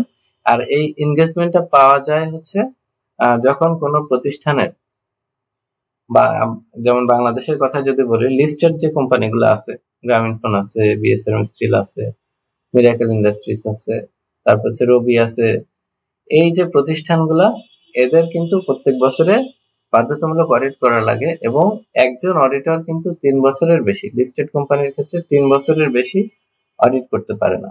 একটা অডিট ফার্ম ধরলাম যে কেপিএমজি বা রহমান হক, এই প্রতিষ্ঠান বা একনাবিন যে কোনো একটা প্রতিষ্ঠান ধরেন, এরা 3 বছরের পর 3 বছরের বেশি কিন্তু অডিট করতে পারবে না। তাহলে রবির অডিট যদি একনাবিন 3 বছর করে, তারপরের বছর অবশ্যই অন্য কোনো অডিট ফার্মকে নিতে হবে। তাহলে তখন এরা হচ্ছে টেন্ডারের মাধ্যমে অডিট ফার্ম একটা বিজ্ঞপ্তি দেয় যে আমাদের অডিটর লাগবে, এই বিজ্ঞপ্তি দেখে টেন্ডারের মাধ্যমে বিভিন্ন অডিট ফার্ম তাদের হচ্ছে টেন্ডার সাবমিট করে যে আমরা এত টাকায় আপনাদের কিন্তু অডিট করে দিব, আমাদের অডিট ফি এত টাকা, আমরা এই জিনিসপত্র দিই। তখন ওই যারা টেন্ডার সাবমিট করবে তাদের মধ্যে থেকে একজনকে সিলেক্ট করে যারা সর্বনিম্ন দর দিবে, টেন্ডারের নর্মাল নিয়ম যেটা, তাদের ক্ষেত্রে আপনার অডিটের কাজ দিবে। তাহলে ধরলাম যে আপনার হুদাবাসী যে বাংলাদেশের একটা অডিট ফার্ম, তারা রবির কাজটা 3 বছর পরে 3 বছর ধরে এক্সামিন করছে, তারপরে হুদাবাসী আর একটা অডিট ফার্ম তারা হচ্ছে রবির এই যে এনগেজমেন্টে পাইছে, এই বছর রবির অডিট তারা করবে। এখন এই এনগেজমেন্ট পাওয়ার পরে এনগেজমেন্ট লেটার আছে, এই লেটারের মাধ্যমে সব টার্মস এন্ড কন্ডিশন ক্লিয়ার করে নিতে হয়, যে অডিটের স্কোপ কি, কি কোন কোন বিষয়ে অডিট হবে, ঠিক আছে, ম্যানেজমেন্টের রেসপন্সিবিলিটি কি, অডিটরসদের রেসপন্সিবিলিটি কি, এই সব কিছু লিখে আপনার এনগেজমেন্ট লেটার দেয় অডিটররা ম্যানেজমেন্টের কাছে, ঠিক আছে। এখান থেকে শুরু। তারপরে হচ্ছে অডিটর একটা প্ল্যানিং করে যে কিভাবে কিভাবে অডিট করবে, কোন কোন এভিডেন্স গুলা কালেক্ট করবে, কিভাবে কালেক্ট করবে, কাদের সাথে কথা বলবে, সব প্ল্যানিং করে ফেলে। তারপর হচ্ছে পারফরমেন্স প্রসিডিউর করে, মানে যে অনুযায়ী প্ল্যান করছে এটা এক্সিকিউট করে, ঠিক আছে, প্ল্যানিংটাকে এক্সিকিউট করে, যে যে প্ল্যান করছে যে এভাবে এভাবে করবো সেটা পারফর্ম করে। তারপরে সেটা হচ্ছে রিভিউ এবং কমপ্লিশন দেয়। এটা হচ্ছে রিভিউ করে, যে আমাদের অডিটের আপনাদের এখানে বলে নেই যে অডিট আসলে কিভাবে হয় প্র্যাকটিক্যালি। একটা অডিট ফার্মে পার্টনার থাকে, পার্টনার হচ্ছে কোয়ালিফাইড চার্টার্ড অ্যাকাউন্টেন্ট, এবং পার্টনারের সাইন থাকে। মেইন রেসপন্সিবল হচ্ছে একজন পার্টনার, পার্টনারের নিচে কেউ হচ্ছে আপনার কিন্তু অডিট ওপিনিয়ন যেটা বা অডিট রিপোর্ট যেটা সেটাই সাইন দিতে পারে না। তাহলে আপনার এই যে পার্টনারের আন্ডারে একটা অডিট টিম থাকে, ঠিক আছে, অডিট টিম থাকে যেখানে একজন ম্যানেজার থাকে আর হচ্ছে একটা অডিট টিম থাকে, ম্যানেজারের প্রধান অডিট টিমের একজন হেড থাকে এবং সে রিপোর্ট করে ম্যানেজারের কাছে, এবং ম্যানেজার সেটা হচ্ছে মূল যে দায়িত্ব বা হচ্ছে সবকিছুর মূল যে দায়িত্ব সেটা কিন্তু আপনার পার্টনারের উপর পড়বে। তাহলে পার্টনার, ম্যানেজার এবং অডিট টিম, অডিট টিমের একটা অডিট টিম হচ্ছে ফিজিক্যালি যে ওই প্রতিষ্ঠানে যে অডিটের কাজকর্ম সবকিছু মানে রেডি করে বা সব মূল অডিটটা অডিট টিম করে, এবং ম্যানেজার এবং পার্টনার এরা হচ্ছে রিভিউ করে যে সবকিছু ঠিক মতো চলছে কিনা, গাইড দেয় এবং কমপ্লিট করে। কমপ্লিট করার পরে রিপোর্টিংটা হয়, যে অডিট রিপোর্টটা তৈরি করে ফাইনাল। তাহলে অডিট এনগেজমেন্ট পায়, তারপরে প্ল্যানিং করে, তারপরে সে প্ল্যানিং অনুযায়ী কাজ করে, ফাইনালি রিভিউ হয় এবং তারপরে অডিট রিপোর্ট দেয়। এখানে অডিট রিলেটেড কিছু ইম্পর্টেন্ট টার্মস এন্ড ডেফিনেশনস আছে, এগুলো আপনাদের অডিটের ক্ষেত্রে গুরুত্বপূর্ণ বোঝার ক্ষেত্রে বা এমসিকিউ এর ক্ষেত্রে। অডিট এভিডেন্স, এটা আইএসএ 500 বলা আছে। এভিডেন্স কি, আপনি যে ওপিনিয়নটা দিবেন এটা হচ্ছে আপনি কিসের বেসিসে দিলেন, সেটা হচ্ছে অডিট এভিডেন্স। আপনি বললেন যে gives a true and fair view the financial statements which comprises the statement of comprehensive income blah blah blah gives true and fair view। এই যে আপনি বললেন ট্রু অ্যান্ড ফেয়ার ভিউ, কিসের বেসিসে বলবেন? আপনাকে অবশ্যই প্রত্যেকটা যে ট্রানজেকশন আছে, প্রত্যেকটা যে অ্যাকাউন্টস এর যে ব্যালেন্স আছে এটার সপক্ষে আপনার এভিডেন্স কালেক্ট করতে হবে। ধরে নিলাম যে সেলস, তারা সেলস, যে কোনো একটা প্রতিষ্ঠান 1 কোটি টাকা সেলস দেখাইছে, আপনি সেটা অডিট করে বললেন যে gives true and fair view. কিসের বেসিসে বললেন? আপনার যে 1 কোটি টাকা সেলস ওটাকে আপনি চেক করেছেন? যদি চেক না করেন তাহলে কিন্তু, বা আপনি এভিডেন্স কালেক্ট করেছেন যে 1 কোটি টাকা সেলস, সেটার এভিডেন্স আপনার কাছে থাকতে হবে। এই এভিডেন্সটা হচ্ছে অডিট এভিডেন্স বলে, যেটার উপর বেসিস করে আপনি অপিনিয়ন দিবেন। ম্যাটেরিয়ালিটি একটা অনেক গুরুত্বপূর্ণ কনসেপ্ট অডিটের ক্ষেত্রে। ম্যাটেরিয়াল না হলে সেখানে অডিটিং হয় না। ম্যাটেরিয়াল বলতে এমন তথ্যকে বোঝায় যেটা বাদ পড়লে বা ভুলভাবে উপস্থাপন করলে যদি যারা ইউজার তারা হচ্ছে তাদের সিদ্ধান্ত গ্রহণ প্রভাবিত হয়। যেমন একটা এক্সাম্পল হিসেবে যদি আপনাদেরকে বলি যে একটা প্রতিষ্ঠান তাদের হচ্ছে বছরে প্রফিট হয় 1 কোটি টাকা, ঠিক আছে, বা বছরে সেলস হয় এদের 20 কোটি টাকা, এদের ড্রয়ার থেকে 500 টাকা হারায় গেল বা যে কোনো কারণে হচ্ছে চুরি হলো বা 500 টাকা হারায় গেল। এটা আসলে এই যে 20 কোটি টাকা সেলস বা 1 কোটি টাকা প্রফিট, তাদের ক্ষেত্রে কিন্তু এটা ম্যাটেরিয়াল না। মানে এটার উপরে যে এই 500 টাকা হারায় গেছে বলে যারা ইনভেস্টর তারা ওখান থেকে ইনভেস্টমেন্ট উঠায় নিবে, বা যারা লোন দিতে চাচ্ছে তারা লোন দিবে না, এরকম সিদ্ধান্ত কিন্তু নেয় না। কিন্তু আপনার 1 কোটি টাকার জায়গায় যদি ওটা 1 কোটি টাকার জায়গায় যদি 50 লাখ টাকা আপনার চুরি হয়, ঠিক আছে, তাহলে কিন্তু এটা ম্যাটেরিয়াল। যদি দেখে যে এদের প্রফিট 1 কোটি টাকা কিন্তু 50 লাখ টাকা এই বছর চুরি হয়েছে, তাহলে কিন্তু আপনার ওই যে ইনভেস্টমেন্ট বা ইউজার যারা ফাইন্যান্সিয়াল স্টেটমেন্টের ইউজার আছে, আমরা জানি internal user, external user, user যারা তাদের সিদ্ধান্ত যদি প্রভাবিত না হয় তাহলে সেটা ম্যাটেরিয়াল হবে না, আর প্রভাবিত হলে সেটা ম্যাটেরিয়াল হবে। তাহলে 1 কোটি টাকার জায়গায় 50 লাখ টাকা চুরি হলে 1 কোটি টাকা প্রফিট, 50 লাখ টাকা চুরি হলে সেটা কিন্তু অবশ্যই ইউজারদের যে সিদ্ধান্ত যে আমি তাহলে এখানে ইনভেস্টমেন্ট, এই ব্যাংকে আমি ইনভেস্টমেন্ট রাখবো কিনা, বা এই কোম্পানিতে আমি আমার শেয়ার রাখবো কিনা বা ইনভেস্টমেন্ট রাখবো কিনা, সেটা কিন্তু প্রভাবিত হয়। ব্যাংক লোন দেওয়ার আগে চিন্তা করে যে এখান থেকে 50 লাখ টাকা লোন চুরি হয়েছে, তাহলে এখানে আমি লোন দিব কিনা। তাহলে এই যে প্রভাবিত হলো, তাহলে এটা ম্যাটেরিয়াল। এই ম্যাটেরিয়ালিটি আপনার হচ্ছে একটা নির্দিষ্ট পার্সেন্টেজ নরমালি হিসাব করা হয়, এর ফিক্সড কিছু নাই। এটা বলা হয় যে ম্যাটেরিয়ালিটি কোনটা ম্যাটেরিয়াল কোনটা ম্যাটেরিয়াল না, এটা হচ্ছে যারা চার্টার্ড অ্যাকাউন্ট্যান্ট বা যারা এক্সপার্ট তাদের যে প্রফেশনাল স্কেপটিসিজম বলে, মানে তাদের যে নলেজ, প্রফেশনাল নলেজ, সেটা অ্যাপ্লাই করে তারা বলবে এটা ম্যাটেরিয়াল নাকি ম্যাটেরিয়াল না। তবে ম্যাটেরিয়ালিটির ক্ষেত্রে একটা নরমালি যে অডিট ফার্মগুলো ম্যাটেরিয়ালিটি যখন সেট করে, যে যখন অডিট করতে যায় তখন আগে ম্যাটেরিয়ালিটি সেট করে নেয় যে কোন কোন বিষয়গুলো আমার কাছে গুরুত্বপূর্ণ। অডিট কিন্তু স্যাম্পল বেসিসে হয়, অডিট হয় স্যাম্পল বেসিসে। তাহলে স্যাম্পল বেসিসে যদি হয়, কারণ আপনার দেখা যাবে লাখ লাখ ট্রানজেকশন আছে, সবগুলো অডিট করতে গেলে পুরো 3 বছর লাগবে। এই কারণে অডিট আগে ম্যাটেরিয়ালিটি সেট করে নেয় যে এই পর্যন্ত আমি চেক করব। এই ম্যাটেরিয়ালিটি সেট করে তারপরে সেই বিষয়গুলো চেক করে, সব চেক করে না অডিটর। এটাকে স্যাম্পল বেসিসে কাজ বলে। ম্যাটেরিয়ালিটি সেট করে নেয়। তো এই ম্যাটেরিয়ালিটি অডিট ফার্মগুলো নরমালি সেট করে এরকম যে আপনার মোট সম্পদ যেটা আছে, একটা প্রতিষ্ঠানের মোট সম্পদ আছে, তার 1% ম্যাটেরিয়াল, যদি তার 1% কোনো একটা ট্রানজেকশন হয় তাহলে সেটা আমরা চেক করব। এখন মনে করেন 1 কোটি টাকার এক সম্পদ আছে একটা প্রতিষ্ঠানের, তার 1% হচ্ছে 1 লাখ টাকা। যদি কোনো একটা ট্রানজেকশন সাপোজ সেলস যেটা 1 লাখ টাকার বেশি আছে, সেটা শুধু আমি চেক করব। ঠিক আছে, এরকম ভাবে সেট করে, বা নেট প্রফিটের 5% বা হচ্ছে গ্রস প্রফিটের 1 থেকে 2%, এরকম ম্যাটেরিয়ালিটি সেট করে তারপরে সেগুলা চেক করে তারপরে অডিট ওপিনিয়ন দেয়। তাই অডিটের ক্ষেত্রে ম্যাটেরিয়ালিটি কিন্তু খুবই গুরুত্বপূর্ণ একটা টার্ম বা বিষয়।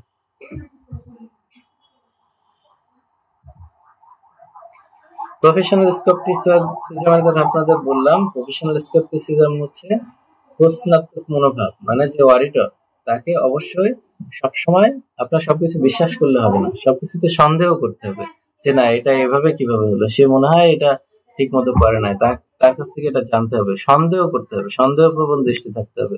যদি আপনি সবকিছু সরল মনে বিশ্বাস করে নেন, তাহলে তো আপনার ম্যানেজমেন্ট ইজিলি ফ্রড করতে পারবে, বা ম্যানেজমেন্ট ভুল তথ্য দিলে আপনি ধরতে পারবেন না। ক্রিটিক্যালি অ্যানালাইসিস করতে হবে, এটাকে প্রফেশনাল স্কেপটিসিজম বলে। এই যে এভিডেন্স সমালোচনামূলক ভাবে মূল্যায়ন করার মানসিকতা। ট্রু অ্যান্ড ফেয়ার ভিউ, এটা গুরুত্বপূর্ণ অডিটের ক্ষেত্রে, যেহেতু অডিটের ওপিনিয়নে সরাসরি ট্রু অ্যান্ড ফেয়ার ভিউ এর কথা উল্লেখ করতে হয়, যে financial statements presented true and fair view, present true and fair view. তাহলে ট্রু অ্যান্ড ফেয়ার ভিউ এটা হচ্ছে ম্যাটেরিয়ালি মিসস্টেটেড কিনা। যদি ম্যাটেরিয়ালি মিসস্টেটেড থাকে, মিসস্টেটেড মানে ভুলভাবে উপস্থাপন যদি থাকে, তাহলে ম্যাটেরিয়াল মিসস্টেটমেন্ট থাকতে হবে, শুধু মিসস্টেটমেন্ট থাকলে হবে না। ওই যে বললাম যে আপনার যদি 1 কোটি টাকা সেলস থাকে, তাহলে ওইখান থেকে যদি 200 টাকার সেলস আপনার হচ্ছে ভুলভাবে উপস্থাপন থাকে, বা যেটা 200 টাকা সেলস হয়নি বা 500 টাকা সেলস হয়নি, সেটা আপনার ওর মধ্যে চলে আসছে, তাহলে ওটা কি ম্যাটেরিয়ালি মিসস্টেটেড হয়েছে? না, ওটা ম্যাটেরিয়ালি মিসস্টেটেড হয় না। কিন্তু যদি 1 কোটি টাকার জায়গায় আপনার 40 লাখ টাকা ফেক সেলস থাকে, বা যেটা সেলস হয়নি কিন্তু সেলস এর মধ্যে 40 লাখ টাকা আপনি বাড়ায় দেখাইছেন, তাহলে কিন্তু ওটা ম্যাটেরিয়ালি মিসস্টেটেড হবে। তাহলে ম্যাটেরিয়ালি মিসস্টেটেড যদি না হয়, তাহলে অডিট ওপিনিয়নে পরিবর্তন আসবে না। ঠিক আছে, অডিট ওপিনিয়ন ম্যাটেরিয়াল মিসস্টেটমেন্টের উপরে হবে। যদি ম্যাটেরিয়ালি মিসস্টেটমেন্ট থাকে, তাহলে বলতে হবে এটা ট্রু অ্যান্ড ফেয়ার ভিউ হয় না। আর যদি ম্যাটেরিয়ালি মিসস্টেটমেন্ট ফাইন্যান্সিয়াল স্টেটমেন্টস এ না থাকে, তাহলে বলতে হবে ট্রু অ্যান্ড ফেয়ার ভিউ আছে। আচ্ছা, ট্রু মানে এই দুইটা বিষয়। ফেয়ার মানে হচ্ছে আনবায়াসড, ফেয়ার মানে হচ্ছে আনবায়াসড, আর ট্রু মানে হচ্ছে যেটা আসলে বাস্তব, ফ্যাকচুয়াল, বা যেটা মিথ্যা তথ্য না। আচ্ছা, অডিট ওপিনিয়নের ক্ষেত্রে আমরা আগে হচ্ছে কোয়ালিফাইড এবং আনকোয়ালিফাইড ওপিনিয়ন ছিল, আমরা সবাই অ্যাকাউন্টিং এর আমরা পড়েছি, আমাদের অডিটের একটা দুইটা সাবজেক্ট বিবিএ এমবিএ তে ছিল, যে বিশ্ববিদ্যালয় বা যে ইনস্টিটিউশনে পড়ি না কেন, এটা কিন্তু একটা ছিল। তাই অডিট ওপিনিয়নের আমাদের যে অডিট রিপোর্ট এর সবচেয়ে গুরুত্বপূর্ণ যে পার্ট, সেটা হচ্ছে অডিট ওপিনিয়ন। এই ওপিনিয়ন নেওয়ার জন্যই কিন্তু শেয়ার হোল্ডার অডিটরদের নিয়োগ দেয়, যে এই ফাইন্যান্সিয়াল স্টেটমেন্ট আসলে কেমন আপনি বলেন, ওপিনিয়ন দেন। তো তো এটা হচ্ছে ওপিনিয়ন মেইনলি দুই ভাগে ভাগ করা যায়। এক হচ্ছে আনমডিফাইড ওপিনিয়ন, যেটাকে আনকোয়ালিফাইড ছিল আগে, আনকোয়ালিফাইড কে এখন নাম দিছে আনমডিফাইড, ঠিক আছে। আর কোয়ালিফাইডটার নাম দিছে মডিফাইড ওপিনিয়ন। আনমডিফাইড বা আনকোয়ালিফাইড এটা হচ্ছে ক্লিন ওপিনিয়ন, এটা হচ্ছে ভালো মতামত বা ফাইন্যান্সিয়াল স্টেটমেন্ট সম্পর্কে এটা হচ্ছে ভালো কথা বলে বলে financial statements true and fair view দিছে। আর কোয়ালিফাইড ওপিনিয়ন যেটা, এটা হচ্ছে খারাপ। মডিফাইড ওপিনিয়নটা খারাপ, এটা হচ্ছে ম্যাটেরিয়াল মিস স্টেটমেন্ট থাকে বা লিমিটেশন থাকে, তখন হচ্ছে কোয়ালিফাইড বা মডিফাইড ওপিনিয়ন দেওয়া হয়। এই মডিফাইড ওপিনিয়নকে আবার তিন ভাগে ভাগ করা যায়, কোয়ালিফাইড, অ্যাডভার্স আর হচ্ছে ডিসক্লেইমার।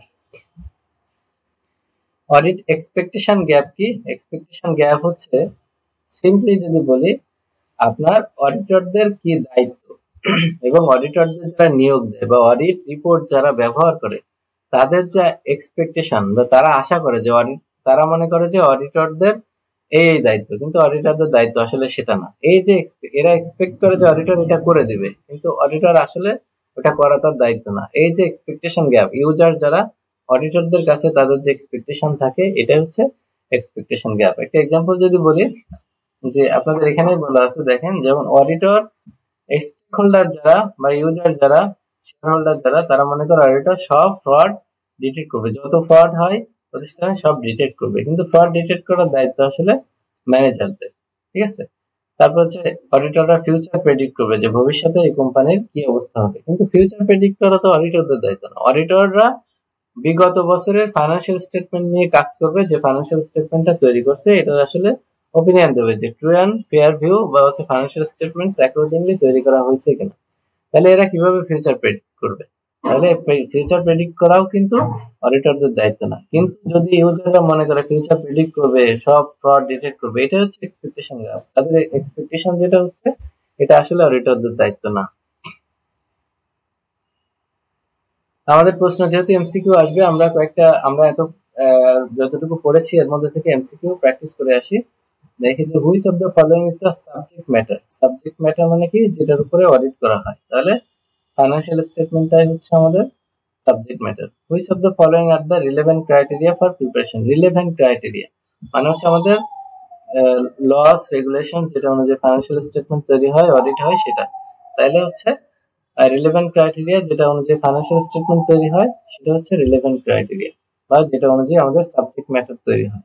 তাহলে আমাদের অ্যান্সার হচ্ছে ডি। প্রফেশনাল স্কেপটিসিজম মানে কি? যে প্রফেশনাল স্কেপ মানে সবকিছু খুঁটায় খুঁটায় দেখা যে আসলে ঠিক আছে কিনা, কোশ্চেনিং মাইন্ড থাকা।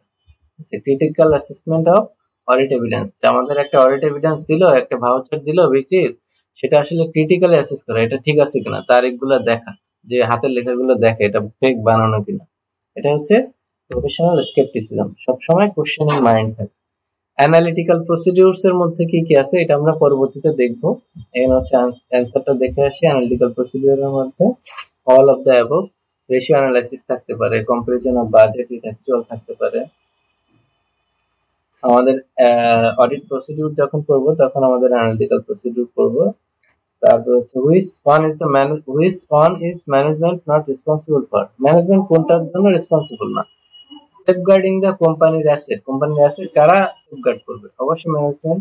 কিপিং প্রপার অ্যাকাউন্টিং রেকর্ডস, এটাও ম্যানেজমেন্টের দায়িত্ব। প্রিপেয়ারিং ফাইন্যান্সিয়াল স্টেটমেন্ট, অবশ্যই ফাইন্যান্সিয়াল স্টেটমেন্ট প্রিপারেশন করা অবশ্যই কিন্তু ম্যানেজমেন্টের দায়িত্ব, এটা কিন্তু অডিটরের দায়িত্ব না। তারপরে অডিটিং ফাইন্যান্সিয়াল স্টেটমেন্টস, অডিট করা আবার ম্যানেজমেন্টের দায়িত্ব না, এটা হচ্ছে ইন্ডিপেন্ডেন্ট অডিটর বা অডিটরের দায়িত্ব। তাহলে অ্যান্সার হচ্ছে D. Which two of the following are auditors not necessarily required to? নিচের which two of the following are auditors not necessarily required to? তাহলে নিচের কোন দুইটা অডিটরদের, এটা হচ্ছে ডি অ্যান্সার হবে না, ডি আছে। which two of the following, নিচের কোন দুইটা হচ্ছে অডিটরদের করার দরকার নাই? assess risk of fraud causing material misstatement in the financial statement। Financial স্টেটমেন্টে যে রিস্ক আছে ফ্রড হওয়ার, সেটা নির্ধারণ করা, হ্যাঁ এটা অবশ্যই দায়িত্ব। তাহলে এটা আনসার না, এটা হচ্ছে অডিটররা করবে। কোনটা অডিটরদের দায়িত্ব না? Discuss the risk of fraud causing financial statements, এটা হচ্ছে ম্যানেজমেন্টের অডিটরদের দায়িত্ব। Detect instances where fraud has caused material, এটা হচ্ছে অ্যান্সার এবং এটা হচ্ছে answer. Detect instances or fraud has caused a material misstatement, তার মানে হচ্ছে ইনস্ট্যান্সটা ডিটেক্ট করা যেখানে ফ্রড হচ্ছে, ম্যাটেরিয়াল মিসস্টেটমেন্ট হয়েছে, এটা দায়িত্ব না আসলে। Report material statement cause by fraud to police, পুলিশের কাছে হচ্ছে আপনার যে ফ্রড সেটা রিপোর্ট করা, পুলিশের কাছে দেওয়া অডিটরদের দায়িত্ব না। অডিটরদের নিয়োগ দিচ্ছে শেয়ার হোল্ডার, তাদের কাছে রিপোর্ট দিলেই এনাফ। আপনি একটা ফ্রড পাইলেন, এক জায়গা থেকে টাকা চুরি হয়েছে, এটা দৌড়ায় যায় পুলিশের কাছে, কিন্তু আপনি অডিটর হিসেবে বলতে পারবেন না। বাইরে বলতে পারবেন, ম্যানেজমেন্টের বাইরে বা হচ্ছে আপনার যারা আপনাদের নিয়োগ দিচ্ছে শেয়ার হোল্ডার বা ওনার, এদের বাইরে বলতে পারবেন তিনটা ক্ষেত্রে। সেটা হচ্ছে আপনার পরবর্তীতে আমাদের আলোচনা আছে, সেটা যখন আলোচনা আছে তখন ক্লিয়ার করলে বেটার হবে। অডিটের মূল অবজেক্টিভ কি? তাহলে মূল অবজেক্টিভ হচ্ছে এরর এন্ড ফ্রড। মূল অবজেক্টিভ আসলে হচ্ছে অপিনিয়ন দেওয়া, ইন্ডিপেন্ডেন্ট অপিনিয়ন দেওয়া, যেটার মাধ্যমে অডিটের এখানে অডিট প্রসিডিউরের কথা বলা যায় যে এরর এবং ফ্রড ডিটেক্ট এবং প্রিভেন্ট করা হচ্ছে অডিটরের। যদি আপনি অডিটিং না করতেন তাহলে এরর এবং ফ্রড ডিটেক্ট বা প্রিভেন্ট করা যেত না। বাকিগুলা এটা দেখেন রিলেভেন্ট অ্যান্সার, যে অডিটিং এর মূল উদ্দেশ্য ফাইন্যান্সিয়াল স্টেটমেন্টস প্রিপেয়ার করা এটা না। ট্যাক্স লায়াবিলিটি ক্যালকুলেট করা অডিটিং এর মূল উদ্দেশ্য না। কোম্পানি অপারেশন ম্যানেজ করা ম্যানেজমেন্টের দায়িত্ব, এটা অডিটিং এর কাজ। নিম্নের কোনটি অডিটিং এর ক্যারেক্টারিস্টিক্স? এটা হচ্ছে সিস্টেমেটিক এবং ইন্ডিপেন্ডেন্ট এক্সামিনেশন। সব জন্য কম্পালসারি এটা ক্যারেক্টারিস্টিক্স না, শুধুমাত্র কস্টিং অ্যাকাউন্টিং এর উপর ফোকাস করা অডিটিং এর কাজ। ইন্টারনাল স্টাফ দ্বারা কন্ডাক্ট করা অডিটিং এর ক্যারেক্টারিস্টিক্স। অডিটিং কোন বিষয়ে অ্যাসুরেন্স দেয়? সেটা হচ্ছে ফাইন্যান্সিয়াল স্টেটমেন্টস এর অ্যাকুরেসি এবং রিলায়েবিলিটি। আচ্ছা, এখন চলে আসি নেক্সট টপিকে, অডিট প্রসিডিউরস। অডিট প্রসিডিউরসটা হচ্ছে অডিট, যে অডিটররা যে অডিট করে, এই অডিটের যে কাজগুলা করে, এই কাজগুলাকে কয়েক ভাগে ভাগ করে। এটা হচ্ছে অডিটের ভিতরে ঢুকে অডিটের কাজ করা, যে অডিটররা কিভাবে কাজটা করে। ঠিক আছে, এখানে হচ্ছে প্রথমে প্ল্যানিং করে। প্ল্যানিং এর মধ্যে কি করে, যে ক্লায়েন্ট যে ধরনের বিজনেস করে এনভায়রনমেন্ট বোঝা এবং তাদের বিজনেস বোঝা। যদি আপনি একটা অর্গানাইজেশনের এনভায়রনমেন্ট না বুঝেন, তারা কি নিয়ে ব্যবসা করে সেটাও না বুঝেন, ঠিক আছে, তাদের বোর্ড অফ ডিরেক্টরে কারা আছে, তাদের নামে কোনো রিপোর্ট আছে কিনা, তারা আগে কোনো ফ্রড রিপোর্ট আছে কিনা, তারা ভালো কিনা এথিক্যালি, এটা আপনাকে বুঝতে হবে। তারা কোথা থেকে প্রোডাক্ট র ম্যাটেরিয়ালস কিনে, তাদের কোনো রিলেটেড পার্টি আছে কিনা, তারা কোথায় বিক্রি করে, এই জিনিসগুলা বুঝতে হবে। বুঝলে আপনার অডিট সহজ হবে। তা না হলে আপনি রিস্ক খুঁজে পাবেন না, আপনি ফ্রড এরর খুঁজে পাবেন না। তাহলে ক্লায়েন্টের বিজনেস এবং এনভায়রনমেন্ট প্রথমে অডিটররা বুঝে নেয়। তারপরে হচ্ছে এক একটা এনভায়রনমেন্ট কিন্তু এক একটা বিজনেস এক একটা প্রোডাক্ট নিয়ে কাজ করে। যেমন আপনি যদি রবির অডিট করেন, রবি এরা হচ্ছে টেলিকম, এদের কিন্তু যেভাবে রেভিনিউ আসে এক জায়গা থেকে, এরা কিন্তু আপনার কলের যে মিনিট থেকে, আপনার হচ্ছে কল থেকে ইন্টারনেট থেকে এদের রেভিনিউ আসে। আবার অন্যদিকে যদি বলেন আপনি এসিআই বা হচ্ছে যদি আপনি বিএসআর স্টিল বলেন, তারা কিন্তু রড প্রোডাকশন করে, তাদের কিন্তু র মেটেরিয়ালস কেনা লাগে এবং তাদের প্রসেসটা আলাদা। তো এনভায়রনমেন্ট বা বিজনেসের যে প্রসেস, এটা কিন্তু অডিটরদের ভালো মতো বুঝতে হবে। অডিটের স্কোপ কি, কোন কোন জায়গায় কাজ করতে পারবে, নেচারটা কি, কেমন হবে অডিটটা, এবং অবজেক্টিভ ঠিক করে নেয়। অডিট প্রোগ্রামটা তৈরি করে। অডিট প্রোগ্রামটা কি সেটা ডিটেইলস পরবর্তীতে আছে। প্রোগ্রামটা এক কথায় যদি বলি তাহলে আপনার এটাকে ওয়ার্কিং পেপারও বলে। আমি কি কি কাজ করতেছি, কি কি কাজ করতে হবে, এটার একটা রিটেন ইন্টারনাল রিপোর্ট অডিটরদের কাছে থাকে, যে প্রোগ্রাম তৈরি করে, এটার পরে এটা করব, এটার পরে এটা করব, এই জিনিসগুলো চেক করব, এগুলা করা হয়েছে। এটা হচ্ছে অডিট প্রোগ্রাম। আর অডিট প্রোগ্রামের যে বিষয়টা আমরা পরবর্তীতে আরো বিস্তারিত করব। এই যে ম্যাটেরিয়ালিটি লেভেল নির্ধারণ করে, এটা আমি আগেই বলেছি যে অডিটররা ম্যাটেরিয়াল ইফেক্ট নিয়ে কাজ করে। যেটা ম্যাটেরিয়াল না সেটা আসলে অডিটরদের ওই কয়েকটা বিষয় বাদে, ফ্রডের ক্ষেত্রে কিন্তু ম্যাটেরিয়াল না হলেও এটা হচ্ছে রিপোর্ট করতে হয় ফ্রডের ক্ষেত্রে। তবে নর্মালি ম্যাটেরিয়াল বিষয়গুলো নিয়ে অডিটররা কাজ করে। ম্যাটেরিয়াল লেভেল তাহলে নির্ধারণ করে ওই যে টোটাল অ্যাসেটের 1% অথবা নেট প্রফিটের 5% যে ট্রানজেকশন গুলো আছে সেগুলা নিয়েই কাজ করতে হবে, বা সেগুলা চেক করে, স্যাম্পল বেসিসে সেগুলা চেক করে, তাহলে ম্যাটেরিয়ালিটি লেভেলটা নির্ধারণ করে। তারপরে কি করে, মেইনলি যে প্রসিডিউরের মধ্যে এই যে তিনটা হচ্ছে মেইন প্রসিডিউর। ঠিক আছে, অডিটের মেইন প্রসিডিউর হচ্ছে এই তিনটা। প্রথমটা হচ্ছে কন্ট্রোল টেস্ট করে। একটা অর্গানাইজেশনের এই সবকিছু প্ল্যানিং সেট করে তখন হচ্ছে আস্তে আস্তে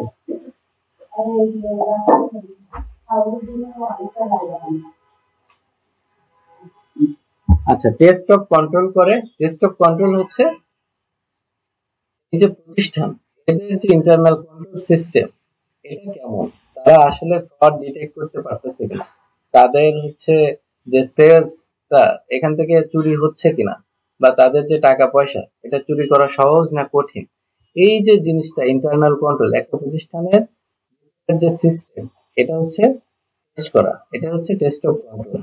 তারা তাদের যদি কন্ট্রোলটা ভালো থাকে তাহলে আমাদের অডিটের কাজ কিন্তু অনেকটাই কমে যায়। আমরা কন্ট্রোল যদি চেক করে পাই স্ট্রং কন্ট্রোল আছে তাহলে কিন্তু সহজে ফ্রড হবে না, সহজে ইরর হবে না, আমাদের ম্যাটেরিয়াল মিস স্টেটমেন্ট হওয়ার সম্ভাবনা কমে যাবে। যেমন একটা প্রতিষ্ঠান আপনার যে বিক্রয়গুলো করে সেগুলা খাতা কলমে হাতে লিখে রাখে, তাহলে এদের ইন্টারনাল কন্ট্রোলের সাথে আরেকটা প্রতিষ্ঠান যেটা হচ্ছে সফটওয়্যার, যে সফটওয়্যার মডিফাই করা যায় না বা চেঞ্জ করা যায় না, একবার সেলস দিলে, এবং যেখানে হচ্ছে আপনার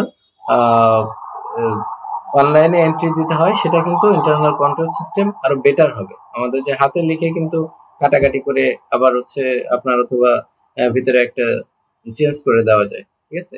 এই কারণে সফটওয়্যার ব্যবহার করে যাদের হচ্ছে আপনার হচ্ছে সেলসটা রেকর্ড করতেছে তাদের ইন্টারনাল কন্ট্রোল সিস্টেম কিন্তু বেটার হবে।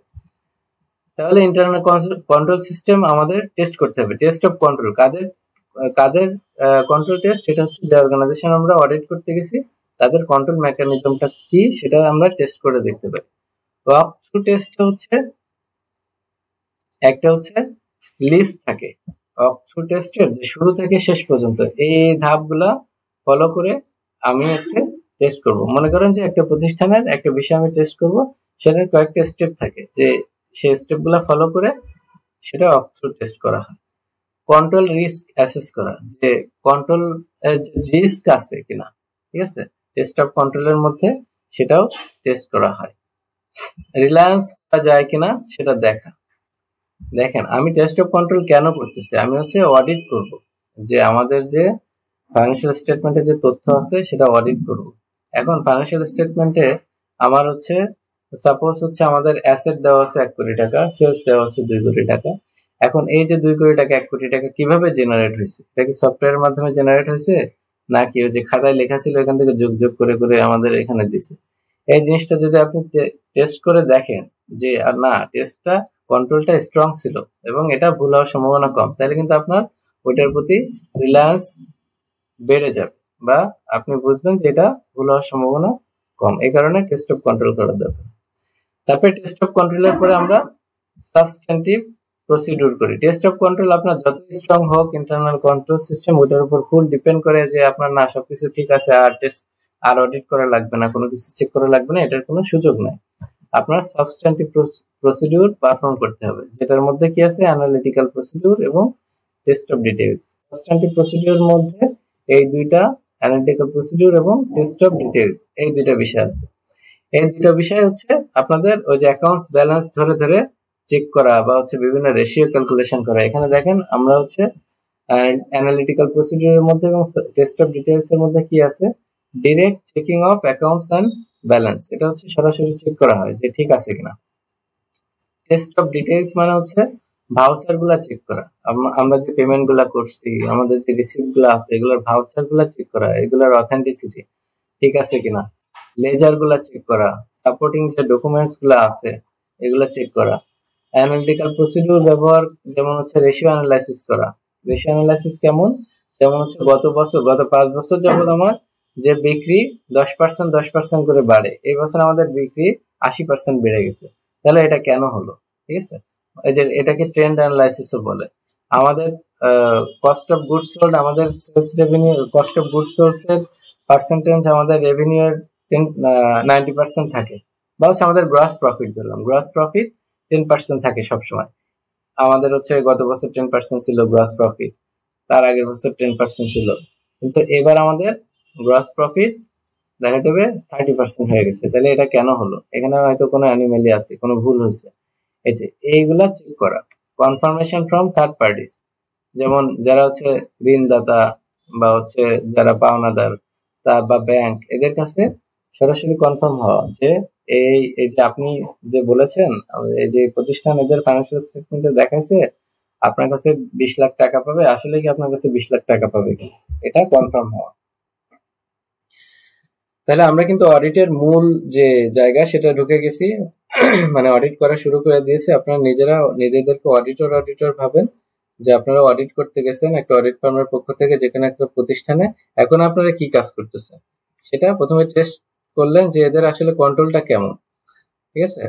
কন্ট্রোলটা কেমন সেটা টেস্ট করলেন যে এর মধ্যে দিয়ে কোনো ভুল হওয়ার সম্ভাবনা কেমন বা কন্ট্রোলটা কেমন। তারপরে কি করলেন যে না, কন্ট্রোল ভালো আছে খারাপ আছে, যদি খারাপ থাকে তাহলে সাবস্ট্যান্টিভ প্রসিডিউর বেশি করে করতে হবে, অনেক বেশি চেক করতে হবে, সবকিছুর ভাউচার সাপোর্টিং ডকুমেন্টস চেক করতে হবে, রেশিও অ্যানালাইসিস করে দেখতে হবে যে ঠিক আছে কিনা, ট্রেন্ড অ্যানালাইসিস করতে হবে গত বছরের সাথে এই বছর কেমন, তার আগের বছরের সাথে এই বছর কেমন, এটা হচ্ছে ট্রেন্ড অ্যানালাইসিস। তারপরে বিভিন্ন পার্টির সাথে যে এগুলো আছে, ট্রানজেকশন গুলো আছে, সেগুলো তাদেরকে চিঠি দিয়ে বা তাদের সাথে ওভার ফোনে কনফার্ম হতে হবে। ব্যাংকের স্টেটমেন্ট দেখে যে ব্যাংকে যে বলেছে ব্যাংক ব্যালেন্স আছে এত টাকা, ব্যাংকের স্টেটমেন্ট কালেক্ট করে সেটার সাথে মিলাতে হবে। এগুলো হচ্ছে সাবস্ট্যান্টিভ প্রসিডিউর। যে আপনি যে ওপিনিয়নটা দিবেন এটার জন্য অডিট এভিডেন্স লাগবে। এই যে এভিডেন্সটা কালেক্ট করা হয় বা হচ্ছে এভিডেন্স কালেক্ট করার জন্য যে কাজগুলো করা হয়, ঠিক আছে? আপনি কনফার্মেশন হবেন, আপনি ইচ্ছা মতো ওপিনিয়ন দিলে হবে না, যে আপনি যে এক্সপার্টাইজ কাজে লাগে আপনি কনফার্মেশন হবেন যে না এটা ঠিক আছে, তারপরে তো ওপিনিয়ন দিবেন। তো সেই যে কাজগুলা অডিটররা করে সেই কাজগুলাকে এই প্রসিডিউরের মধ্যে ভাগ করা হয়। তারপরে লাস্টে কমপ্লিশন করা হয়, শেষ করা হয়, কি করা হয়, ওভারঅল রিভিউ দেওয়া হয়। আমি যে অডিটের কাজগুলো করছি এগুলো আবার ওভারঅল রিভিউ দেওয়া হয়। তারপরে কন্টিনজেন্ট লায়াবিলিটিস আছে কিনা চেক করা হয়, সাবসিকুয়েন্ট ইভেন্ট টেস্ট করা হয়। সাবসিকুয়েন্ট ইভেন্ট কোনগুলো আমরা জানি, নর্মালি 1 বছরের জন্য 30শে জুন পর্যন্ত, 1 জুলাই থেকে 30শে জুন পর্যন্ত একটা প্রতিষ্ঠানের, বা 1 জানুয়ারি থেকে 31শে ডিসেম্বর পর্যন্ত যে 1 বছরের জন্য ফাইন্যান্সিয়াল স্টেটমেন্ট তৈরি করা হয়। কিন্তু এই 1 বছরের পরেও কিছু সাবসিকুয়েন্ট ইভেন্ট থাকে, ঠিক আছে? এই ইভেন্ট গুলা টেস্ট করতে হয় যে আসলে ঠিক আছে কিনা। যেমন হচ্ছে আপনার আপনি দেখালেন অ্যাকাউন্ট রিসিভেবল 20 লাখ টাকা আছে, 10 জনের কাছে 20 লাখ টাকা আপনি পাবেন। সেটা আসলে পরবর্তীতে দেখা যাবে অ্যাকাউন্টিং ইয়ার শেষ হলো 30শে জুন, অডিট করতে হয় আপনার 3 মাস বা 6 মাসের মধ্যে অডিট করতে হয়। তাহলে এই যে 6 মাসের মধ্যে আপনি অডিট করবেন, এই বাকি 3 মাসের মধ্যে আপনি ওই 20 লাখ টাকা থেকে কোনো টাকা পয়সা পাইছেন কিনা, বা পেলে কাদের কাছ থেকে পাইছেন, কাদের কাছ থেকে পাননি, এই বিষয়গুলো হচ্ছে সাবসিকুয়েন্ট ইভেন্ট গুলা ঠিক করতে হয়। আপনার 30শে জুন শেষ, 31শে জুলাই, 1 জুলাই আপনার হচ্ছে আগুনে পুড়ে গেছে কিনা, আপনার ইনভেন্টরি মজুদ পণ্য এগুলো ঠিক আছে কিনা, এগুলো চেক করা হচ্ছে সাবসিকুয়েন্ট ইভেন্ট টেস্ট করা। তার মানে যে অ্যাকাউন্টিং ইয়ার এটার বাইরে পরবর্তীতে যদি কোনো ইভেন্ট থাকে সেগুলো টেস্ট করা। ম্যানেজমেন্ট রিপ্রেজেন্টেশন লেটার, এটা একটা গুরুত্বপূর্ণ বিষয়। সেটা হচ্ছে ম্যানেজমেন্ট তাদের দায়িত্ব লিখে অডিটরদের কাছে একটা লেটার দিয়েছে। ম্যানেজমেন্টের দায়িত্ব কি? ম্যানেজমেন্টের দায়িত্ব হচ্ছে অ্যাকাউন্টস প্রস্তুত করা, ফ্রড অ্যান্ড এরর খুঁজে বের করা, ইন্টারনাল কন্ট্রোল সিস্টেম স্ট্রং করা, এসব ম্যানেজমেন্টের দায়িত্ব। তো ম্যানেজমেন্টের টাকা দেয় শেয়ার হোল্ডাররা বা ওনাররা কাজ করার জন্য, তাদের টাকা ম্যানেজ করার জন্য।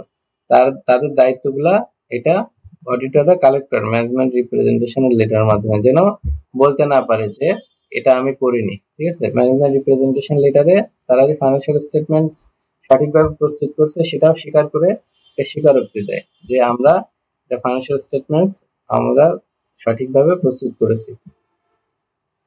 তারপরে লাস্টে হচ্ছে অডিট ওপিনিয়ন তৈরি করে বা অডিট রিপোর্টের মাধ্যমে অডিট ওপিনিয়ন দেয়, কোয়ালিফাইড অথবা আনকোয়ালিফাইড অ্যাডভার্স ডিসক্লেইমার ওপিনিয়ন গুলো দেয়। এখানে একটা চার্ট দেওয়া আছে আপনাদের। এখানে আমাদের যে 3টা main audit procedure, test of controls এবং সাবস্ট্যান্টিভ প্রসিডিউরের মধ্যে টেস্ট অফ ডিটেইলস এবং অ্যানালিটিক্যাল প্রসিডিউর। এটা টেস্ট অফ কন্ট্রোল কখন আমরা করি, ঠিক আছে? যদি আমরা মনে করি যে প্ল্যান করি যে না কন্ট্রোলের উপর রিলাই করা যায়, তখন আমরা টেস্ট করি। যদি আমি মনে করি এর কন্ট্রোলের উপর রিলাই করা যাবে না, তাহলে তো টেস্ট করার দরকার নেই যে এর কন্ট্রোল কেমন। আর যদি সাবস্ট্যান্টিভ প্রসিডিউর এর মাধ্যমে সাফিসিয়েন্ট অডিট এভিডেন্স কালেক্ট না করা যায়, ঠিক আছে? যে কিছু কিছু ক্ষেত্রে আছে আপনার সাবস্টেন্টিভ প্রসিডিউর এর মাধ্যমে অডিট এভিডেন্স কালেক্ট করা পসিবল হয় না বা অনেকক্ষণ কঠিন হয়ে যায়, সেক্ষেত্রে আমরা টেস্ট করতে হয়। ঠিক আছে, আর সাবস্টেন্টিভ প্রসিডিউর এর মধ্যে test of details analytical procedure কখন করি? অলওয়েজ। আপনি টেস্ট অফ কন্ট্রোল এটা কিন্তু আপনি নাও করলে কোনো সমস্যা নেই, কিন্তু সাবস্টেন্টিভ প্রসিডিউর অবশ্যই আপনাকে করতে হবে, কম হোক বেশি হোক। এটা হচ্ছে কম হয় কখন? যখন হচ্ছে কন্ট্রোল টেস্টিং সাকসেসফুল হয় বা হচ্ছে কন্ট্রোল টেস্ট করে আপনি স্ট্রং কন্ট্রোল পাইলেন, তখন কিন্তু সাবস্টেন্টিভ প্রসিডিউর কমায় দেওয়া যায়। আচ্ছা, এখন আসি অডিট টেকনিক্সে। টেকনিক্সটা হচ্ছে যেসব মেথডস বা টুল ব্যবহার করে এভিডেন্স কালেক্ট করে। এখন অডিট অপিনিয়ন দেওয়ার জন্য অডিটরকে অবশ্যই এভিডেন্স লাগবে, মানে এভিডেন্স কালেক্ট করবে কিভাবে, সেটার বিভিন্ন টেকনিক আছে। সেগুলা কি? ইন্সপেকশন করে। ইন্সপেকশন মানে নিজে হচ্ছে দেখে যে কাগজপত্র ঠিক আছে কিনা, এই যে ডকুমেন্টস বা রেকর্ড, যে ভাউচার গুলো আছে, যে হচ্ছে সেলস ইনভয়েস গুলো আছে, বিভিন্ন কন্ট্রাক্ট আছে, বোর্ড অফ ডিরেক্টরস এর যে মাইনিউটস আছে, সেগুলো আছে নিজেরা ফিজিক্যালি ভেরিফাই করে যে ঠিক আছে। তারপরে বিভিন্ন জায়গায় যে তাদের অ্যাসেট আছে, অমুক জায়গায় বিল্ডিং আছে, অমুক জায়গায় ফ্যাক্টরি আছে, এগুলা আসলে যে দেখে যে আসলে ঠিক আছে কিনা। তারপরে অবজার্ভ করে। অবজার্ভ করে মানে নিজে উপস্থিত থেকে, এই যে সাপোজ এন্ডিং ইনভেন্টরি আমাদের যখন গণনা হয় এন্ডিং ইনভেন্টরি, তখন কিন্তু অডিটর দাঁড়ায় থেকে দেখে যে ইনভেন্টরি, এন্ডিং ইনভেন্টরি কিন্তু বেশি দেখাইতে পারে। এন্ডিং ইনভেন্টরি বেশি দেখালে আমাদের হচ্ছে অ্যাসেট বেশি দেখানো পড়ে, অ্যাসেট বেশি দেখানো পড়ে, এবং এন্ডিং ইনভেন্টরি বেশি দেখলে কস্ট অফ গুডস সোল্ড কম দেখানো পড়ে, যার ফলে প্রফিট বেড়ে যায়। তাহলে প্রফিট বাড়ানোর জন্য এবং অ্যাসেট বাড়ানোর জন্য এন্ডিং ইনভেন্টরি বাড়ায় দিতে পারে। তাহলে অবশ্যই আপনার এন্ডিং ইনভেন্টরি যখন গুনবে বা হচ্ছে হিসাব করবে, তখন অডিটর নিজে উপস্থিত থেকে যদি অবজার্ভ করে, সেটা হচ্ছে অবজারভেশন করা। তারা কিভাবে কাজটা করতেছে সেটা দেখা। ইনকোয়ারি করতে পারে, মানে জিজ্ঞাসা করতে পারে ম্যানেজমেন্টের কাছে বা যারা রিলেটেড কাজ করেছে, থার্ড পার্টির কাছে প্রশ্ন করে তথ্য সংগ্রহ করতে পারে, এবং কনফার্ম হতে পারে ব্যাংকের মাধ্যমে, ব্যাংকের সাথে স্টেটমেন্ট নিয়ে যে আপনার ব্যাংক ব্যালেন্স এত টাকা আছে, ব্যাংক লোন এত টাকা আছে, আমাদের ব্যাংকের মাধ্যমে সরাসরি কনফার্মেশন। ওই ম্যানেজমেন্টের কাছে আমরা যাব না, ব্যাংক আপনি আমাদেরকে স্টেটমেন্ট দেন, আমরা অমুক কোম্পানির অডিটর, আপনি আমাদেরকে স্টেটমেন্ট দেন যে আসলে এই অ্যাকাউন্টসে এই কোম্পানির কত টাকা আছে। তারপরে কি করতে পারে? রিক্যালকুলেশন করতে পারে। তারা যে একটা ম্যানেজমেন্ট যে ক্যালকুলেশন করছে, আমরা সেটা আবার ক্যালকুলেশন করতে পারি যে এটা ক্যালকুলেশনটা ঠিক আছে কিনা। অ্যানালিটিক্যাল রিভিউ দিতে পারে, বিভিন্ন রেশিও অ্যানালাইসিস করতে পারি। তারপর হচ্ছে রেশিও অ্যানালাইসিস আমরা পড়েছি ফাইন্যান্সিয়াল স্টেটমেন্টে, ফাইন্যান্সিয়াল অ্যাকাউন্টিং এর লাস্ট ক্লাসে, যে রেশিও অ্যানালাইসিস করে আমরা আসলে ট্রেন্ডটা জানি যে নরমালি তাদের গ্রস প্রফিট 10% হয়, তাহলে এবার কেন 30% হলো, কস্ট অফ গুডস সোল্ড হঠাৎ করে কেন 50% বেড়ে গেল। ঠিক আছে, এগুলো হচ্ছে অ্যানালিটিক্যাল রিভিউর মাধ্যমে আমাদের ওই জিনিসগুলো বের করে ভালো মতো চেক করা যায়। ঠিক আছে, এক্সাম্পল বলছে যে গ্রস প্রফিট রেশিও আগের বছরের সাথে তুলনা করা, এটা হচ্ছে একটা অ্যানালিটিক্যাল রিভিউ। ভাউচিং এবং ভেরিফিকেশন, এটা হচ্ছে ট্রানজেকশন এবং সাপোর্টিং ডকুমেন্টস এক্সামিন করা। এটা কিছুটা হচ্ছে আপনার ইন্সপেকশনের মতোই, যে ভাউচার বেসড অডিট, আমাদের যে বিভিন্ন ভাউচার থাকে ক্রয়ের বিক্রয়ের, ঠিক আছে, এই ভাউচার গুলো পরীক্ষা নিরীক্ষা করা এবং অ্যাসেট এবং লায়াবিলিটিস ভেরিফাই করা, এটা ইন্সপেকশনের মধ্যেই পড়ে ভাউচিংটা। তাহলে আমরা এক কথায় যদি বলি, তাহলে অডিট টেকনিক্স এবং প্রসিডিউর থেকে, প্রসিডিউরটা হচ্ছে step by step audit process, মানে প্রথমে প্ল্যানিং করব, তারপরে কন্ট্রোল করব, তারপরে সাবস্টেন্টিভ টেস্ট করব, শেষ করব। আর টেকনিক্সটা আমরা কি উপায়ে আমরা অডিট এভিডেন্স কালেক্ট করব, এভিডেন্স সংগ্রহের পদ্ধতি, ইন্সপেকশন করতে পারি, অবজারভেশন করতে পারি, ইনকোয়ারি করতে পারি, যেগুলো পড়লাম। বাংলাদেশে অডিটরকে এগুলো আইসিএবি এবং আইএসসি স্ট্যান্ডার্ড মেনে অ্যাপ্লাই করতে হয়। তাহলে যারা অডিট প্রসিডিউর এবং অডিট টেকনিক, এটা আপনি ইচ্ছামতো আপনার নিজের ক্রিয়েটিভিটি কাজে লাগানোর সুযোগ কম। আপনি হচ্ছে আইসিএবি গাইডলাইন আছে, আইসার গাইডলাইন আছে, এটা অনুযায়ী আপনাকে এই টেকনিক্স এবং প্রসিডিউরস ফলো করতে হবে। লিস্টেড কোম্পানিসের অডিটরকে আইসা অনুযায়ী অ্যাবভ প্রসিডিউর টেকনিক্স ফলো করতে হয়। যেটাই বললাম যে আপনাকে অবশ্যই লিস্টেড কোম্পানির ক্ষেত্রে কিন্তু আইসা এবং আইসিএবি স্ট্যান্ডার্ড ফলো করতে হয়। ঠিক আছে, আইসিএবি স্ট্যান্ডার্ড ফলো করা বাধ্যতামূলক। এফআরসি মনিটরিং করে অডিটিং কোয়ালিটি, অডিটের কোয়ালিটি কেমন, অডিট ফার্মগুলো ঠিকমতো কাজ করতেছে কিনা, টাকা দিয়ে তাদের কাছ থেকে ওপিনিয়ন কিনে নিচ্ছে কিনা, এগুলো মনিটর করে কারা? এগুলো করে এফআরসি। এফআরসির কাজ আমরা আগে দেখেছি।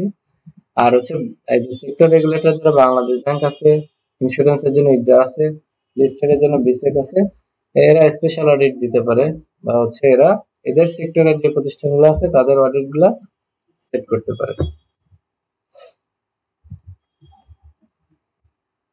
আচ্ছা, কয়েকটা এমসিকিউ দেখে আসি আমরা, যেহেতু আমাদের প্রশ্ন এমসিকিউ তে আসবে। আমাদের হচ্ছে বাংলায় প্রশ্ন হবে এবং এমসিকিউ পদ্ধতিতে হবে। তো আমাদের অডিটটা আসলে মূলত থিওরিটিক্যাল। এখানে কনসেপ্টটা যদি আপনার ক্লিয়ার থাকে তাহলে কিন্তু এখান থেকে ভালো মার্কস ক্যারি করা সম্ভব। তাহলে অডিট প্রসিডিউর মূলত কি জন্য ব্যবহার করা হয়? অডিট প্রসিডিউর ব্যবহার করা হয় অডিট এভিডেন্স কালেক্টর এবং অডিট অবজেক্টিভ অ্যাচিভ করার জন্য। নিম্নের কোনটি অডিট প্রসিডিউরের উদাহরণ? তাহলে আমরা পড়েছি এটা ভাউচিং এর মাধ্যমে। এটা অডিট প্রসিডিউর হচ্ছে ভাউচিং একটা পার্ট। অডিট প্রসিডিউর ভাউচিং কোন বিষয়ে পরীক্ষা করে? ভাউচিং পরীক্ষা করে ট্রানজেকশন, আমাদের যে ট্রানজেকশনের অথেন্টিসিটি এবং সাপোর্টিং ডকুমেন্টস। নিম্নের কোনটি অডিট এভিডেন্স কালেকশন টেকনিক না? এটা হচ্ছে মার্কেটিং সার্ভে। আমরা ইনকোয়ারির মাধ্যমে কালেক্ট করি, অবজারভেশনের ইন্সপেকশনের মাধ্যমে কালেক্ট করি, কিন্তু মার্কেটিং সার্ভে মাধ্যমে কালেক্ট করা হয় না। অ্যানালিটিক্যাল প্রসিডিউর কোন ধরনের audit technique? Analytical procedure comparison, ratio analysis, trend analysis. Performance technique বলতে কি বোঝায়? পারফরম্যান্স টেকনিক হচ্ছে অডিটর দি পারফরম্যান্স নিজে আবার হিসাব করবে। অডিট প্রোগ্রাম হচ্ছে, এটাকে অডিট প্রোগ্রামকে ওয়ার্কিং পেপারও বলে। অডিটররা তাদের নিজেদের কাজ সহজ করার জন্য এবং অডিট সংক্রান্ত যে কাজ সেটা রেকর্ড রাখার জন্য প্রোগ্রামটা তৈরি করে। এখানে হচ্ছে রিটেন প্ল্যান, অডিটরদের রিটেন প্ল্যান, যাতে হচ্ছে অডিটের অবজেক্টিভ থাকে, স্কোপ থাকে, ন্যাচার এবং টাইমিং থাকে। তাহলে এটার উদ্দেশ্য কি? অডিট প্রোগ্রাম তৈরি করার, ইনশিওর করা যে অডিট কাজ সিস্টেমেটিক, এফিশিয়েন্ট এবং কমপ্লিট হবে। এক কথায় অডিট প্রোগ্রামটা হচ্ছে অডিটররা নিজেদের একটা ওয়ার্কিং পেপার, যেটা যার মধ্যে হচ্ছে অডিটটা কিভাবে করবে, কোন কোন বিষয় থাকবে, কি কি কাজ করছে, সেটা একটা রেকর্ড বা রিটার্ন ডকুমেন্টস থাকে। তাহলে এটা হচ্ছে অডিটকে অর্গানাইজ করে এবং সিস্টেমেটিক করে। আর হচ্ছে কভারেজ এনশিওর করা, সব এরিয়ায় যে কাজ করছে সেটা হচ্ছে এরা এনশিওর করে, কারণ এরিয়াগুলো আগে সেট করে নেয় যে বিষয়ে কাজ করব, তখন প্রত্যেকটা এরিয়ায় কাজ করার পরে ওইটা আবার ঠিক দিয়ে রাখা যায়। রেসপন্সিবিলিটি অ্যাসাইন করা, যে অডিট টিমের কোন মেম্বার কি কাজ করবে। আমরা টোটাল কাজ সেট করে তারপরে কাজগুলা প্রত্যেকটা অডিট টিম মেম্বারের মধ্যে এই অডিট প্রোগ্রামের মাধ্যমে ভাগ করে দিতে পারি। টাইম ম্যানেজমেন্ট সহজ হয়, যে কোন কাজের জন্য আমাদের টোটাল কতগুলো কাজ আছে এবং কোন কাজের জন্য কতটুকু নিব। এভিডেন্স কালেক্ট কে স্ট্রাকচার করা, যে আমি যে এভিডেন্স কালেক্ট করব এগুলো স্ট্রাকচারালি কালেক্ট করা। অডিট প্রোগ্রামে এই বিষয়গুলো থাকে, ক্লায়েন্টের ইনফরমেশন থাকে, অডিটের অবজেক্টিভ থাকে, প্রসিডিউরস থাকে, কোন কোন বিষয় অডিট করবে, কোন এরিয়া সেটা থাকে, স্টাফ অ্যাসাইনমেন্টের থাকে, যে কার কোন কি কাজ সেটা অ্যাসাইন করা থাকে, কত টাইমের মধ্যে শেষ করতে হবে প্রত্যেকটা কাজ এবং অডিট শেষ করতে হবে কত দিনের মধ্যে সেটা থাকে। এক্সপেক্টেড অডিট এভিডেন্স থাকে, যে কি কি অডিট এভিডেন্স আমি কালেক্ট করে তারপর ওপিনিয়ন দিব সেটা থাকে। রিভিউ প্রসিডিউর থাকে, অডিট শেষ হলে কিভাবে রিভিউ হবে, সিনিয়র পার্টনার রিভিউ করবে নাকি পার্টনার রিভিউ করবে না ইন্ডিপেন্ডেন্ট থার্ড পার্টনার রিভিউ করবে, সেটা কিন্তু অডিট প্রোগ্রামে লিখিত থাকে। আচ্ছা, এখন চলে আসি একটা গুরুত্বপূর্ণ টার্মে, ফ্রডস এন্ড এরর্স। ফ্রডস বলতে আমরা ইন্টেনশনাল মিস স্টেটমেন্ট, ইচ্ছা করে সে জানে যে এটা অন্যায় কাজ, তারপরেও সেটা করে, সেটা হচ্ছে ফ্রড। এবং এরর হচ্ছে আনইনটেনশনাল মিস স্টেটমেন্ট, সেটা চায়নি ভুল করতে কিন্তু ভুল হয়ে গেছে যে কোনো কারণে। ঠিক আছে, ফ্রড কেন করা হয়? পার্সোনাল গেইনের জন্য, বা হচ্ছে ফাইন্যান্সিয়াল অব্লিগেশন থেকে অ্যাভয়েড করার জন্য, যেমন টাকা চুরি করা, বা হচ্ছে ফেক সেলস, মানে মিথ্যা সেলস তৈরি করা বা ইনভয়েস তৈরি করা, আপনার হচ্ছে ইচ্ছা করে ব্যয় কমানো, এটা হচ্ছে ফ্রডের মধ্যে। এরর কি? এরর হচ্ছে আপনি ক্যালকুলেশন করতে ভুল করছেন, যোগ করতে ভুল করছেন বা বিয়োগ করতে ভুল করছেন, একটা জার্নাল পোস্টিং দেওয়ার সময় এটা ভুলভাবে হয়েছে, বা যেকোনো একটা ট্রানজেকশন বাদ পড়ে গেছে। মূল কথা হচ্ছে ফ্রড হচ্ছে ইন্টেনশনাল এবং ফ্রড হচ্ছে মহা অন্যায়, জালিয়াতি করা, প্রতারণা করা। আর এরর হচ্ছে আনইনটেনশনাল, এটাতে খুব বেশি অন্যায় বলা যায় না, কারণ সে চায়নি আসলে করতে, ভুল হয়ে গেছে, এটা আনইনটেনশনাল। তাহলে অডিটিং এর ক্ষেত্রে ফ্রড কিভাবে রিলেভেন্ট সেটা আমরা দেখে আসি। যে ম্যানেজমেন্ট কিন্তু সবকিছুর জন্য রেসপন্সিবল। আপনার ফাইন্যান্সিয়াল স্টেটমেন্ট তৈরি করার ক্ষেত্রে যে ফ্রড ধরতে হবে, ফ্রড ধরার যে মেকানিজম, ইন্টারনাল কন্ট্রোল সিস্টেম, এটা ম্যানেজমেন্ট তৈরি করবে। অডিটরের দায়িত্ব কিন্তু ফ্রড ধরে না। দেখেন অডিটরের কাজ কি, সেটা হচ্ছে ম্যানেজমেন্টের দায়িত্বকে কখনোই রিপ্লেস করে না। ম্যানেজমেন্টের যে কাজ সেটা অডিটর করে না। ম্যানেজমেন্ট হচ্ছে ফ্রড প্রিভেন্ট করবে এবং ডিটেক্ট করার মূল দায়িত্ব রাখবে। ম্যানেজমেন্ট হচ্ছে ফ্রড ইন্টারনাল কন্ট্রোল সিস্টেম এমন ভাবে করবে যেন কেউ ফ্রড করতে পারে না, যদি করেও তাহলে তাদেরকে ধরে পানিশমেন্ট দিবে। কর্পোরেট গভর্নেন্সের প্রিন্সিপাল অনুযায়ী ম্যানেজমেন্টের পারফরমেন্স ইভালুয়েট এবং অর্গানাইজেশনের অ্যাসেট সিকিউরিটি নিশ্চিত করতে সাহায্য করে। ফ্রড আনকভার করার চেষ্টা ব্যয়বহুল হতে পারে, ঠিক আছে। ফ্রড আনকভার যে করতে হবে এটা হচ্ছে মানে অনেকে যে এক্সপেকটেশন গ্যাপের মধ্যে চলে আসে, যারা ইউজার অডিট রিপোর্ট তারা মনে করতে পারে অডিটররা ফ্রড ধরে দিবে, সব যত ফ্রড হয়েছে সব ধরে দিবে, কিন্তু এটা আসলে অনেক সময় সাপেক্ষ ব্যাপার এবং অডিটরদের দায়িত্ব না ফ্রড ধরা। তবে তাদের কাজ করতে গিয়ে যে দিছে কিনা এটা জাজ করার জন্য, এটার উপর ওপিনিয়ন দেওয়ার জন্য যদি কোনো ফ্রড পায় তাহলে সেটা অবশ্যই রিপোর্ট করবে, মানে জানাবে। কাদের জানাবে সেটা পরে আসতেছি। আচ্ছা, আর ফ্রড দেওয়া অনেক ব্যয়বহুল হতে পারে এবং সবসময় ফিজিবল না। দেখা যাবে আমি অনেক খরচ করে 1 লাখ টাকা খরচ করে একটা ফ্রড ধরলাম যেটা 10,000 টাকার ফ্রড হয়েছে, তাহলে এটা আমাদের কিন্তু লস হতে পারে।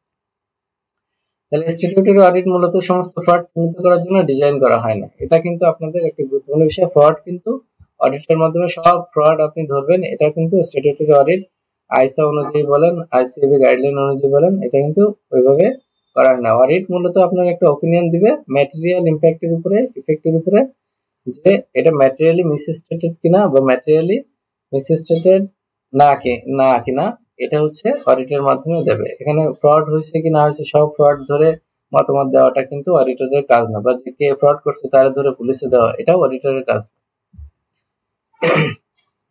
অডিট প্রক্রিয়ার কারণ কি, অডিট প্রক্রিয়ায় লিমিটেশন আছে, যার কারণে ফ্রড আনকভার করা সম্ভব হবে না। কি লিমিটেশন, সেটা হচ্ছে আপনার অডিট কিন্তু স্যাম্পল বেসিসে হয়, সব ট্রানজেকশন নিয়ে কাজ করে না। প্রথমে ম্যাটেরিয়ালিটি সেট করে যে বড় বড় ট্রানজেকশন সেগুলো আমি চেক করে তারপরে সেগুলোর উপরে ওপিনিয়ন দেব। তাহলে আমি 10টা ভাউচার যদি থাকে আমি 5টা চেক করব যেগুলো ম্যাটেরিয়াল, তাহলে বাকি 5টার মধ্যে তো ফ্রড থাকতে পারে, তাহলে ওইগুলো তো আনকভার করতে গেলে সবগুলা চেক করতে হবে। কিন্তু অডিটিং এর যে স্ট্যান্ডার্ড বা অডিটিং করার যে নিয়ম সেটার মধ্যে সব চেক করার কথা বলা হয় না। এই কারণে সব ফ্রড কিন্তু নাও ধরা পড়তে পারে।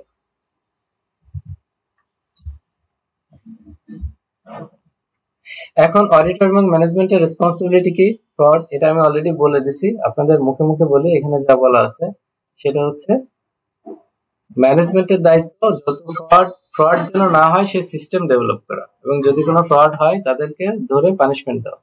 আর অডিটরের দায়িত্ব কখনোই ফ্রড ধরা না, তাদের দায়িত্ব হচ্ছে ম্যানেজমেন্ট ঠিক মতো ফাইন্যান্সিয়াল স্টেটমেন্ট তৈরি করছে কিনা আইএফআরএস অনুযায়ী, এবং ট্রু অ্যান্ড ফেয়ার ভিউ দিছে কিনা, ম্যাটেরিয়াল মিসস্টেটমেন্ট হয়েছে কিনা সেটা জানানো।